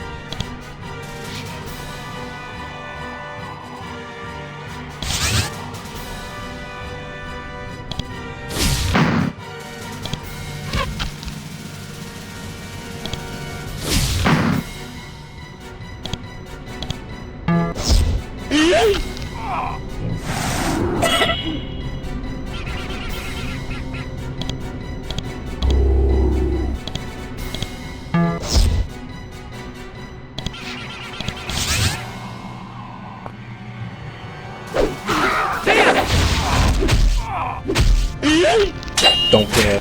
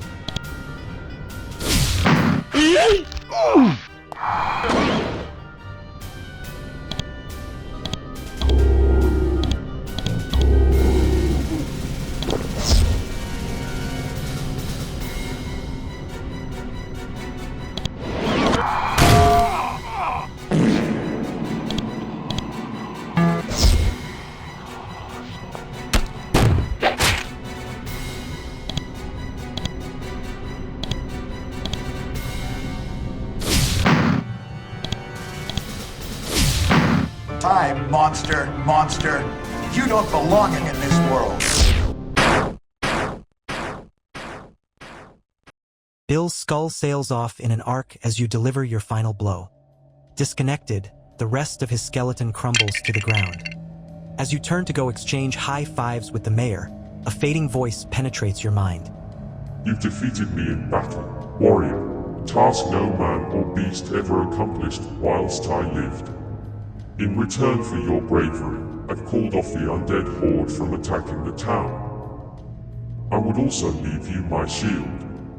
It was a family heirloom, but I bore no heirs and so it lies unused in my tomb. Take it with you and let it taste the clash of steel once more. Farewell, warrior.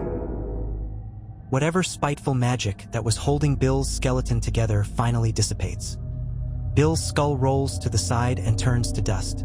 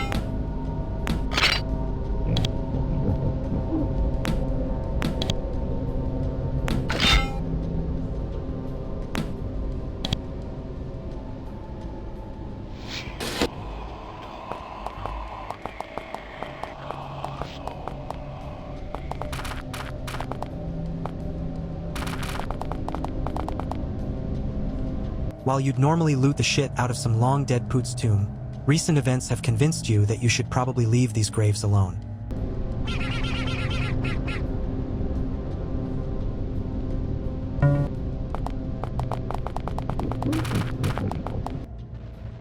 The catacomb stairs deposit you into the evening sun. The mayor beams at you as you approach. Well, well, well. I don't believe it.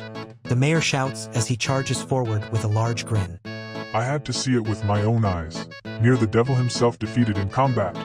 You've saved us all. He pounds you on the back with a friendly hand. I knew it from the moment I saw you that you were something special. I foresee a very bright career in your future. What about a reward? The mayor laughs. You joker, you. To think the one responsible for this mess would actually expect payment for his mandatory community service. I'll tell you what. Since I'm feeling generous, I'll give you the best reward of all, friend. I won't snap you in half like a twig for all the trouble you've caused. He wipes a tear from his eye. Nope, I won't even extract your eyeballs in retribution. Consider us even. What do I do now? Well, for starters, you can get out of my town. The mayor shoves you towards the door. There's a big world out there for you to explore, and tons of adventure to be had. You just need to find it far away from this place. Also, you're no longer welcome here. Bye. Grabbing you by the collar, the mayor roughly escorts you all the way to the front gate. He then shakes your hand and leaves to go assist in cleaning up your mess.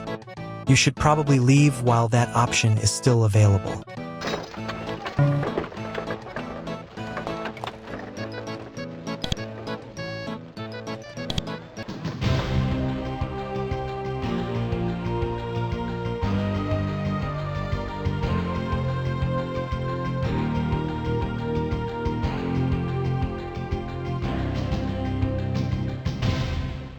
While you didn't receive the hero's reception you had hoped for, you depart from Viking's Armpit one adventure richer and a whole lot wiser.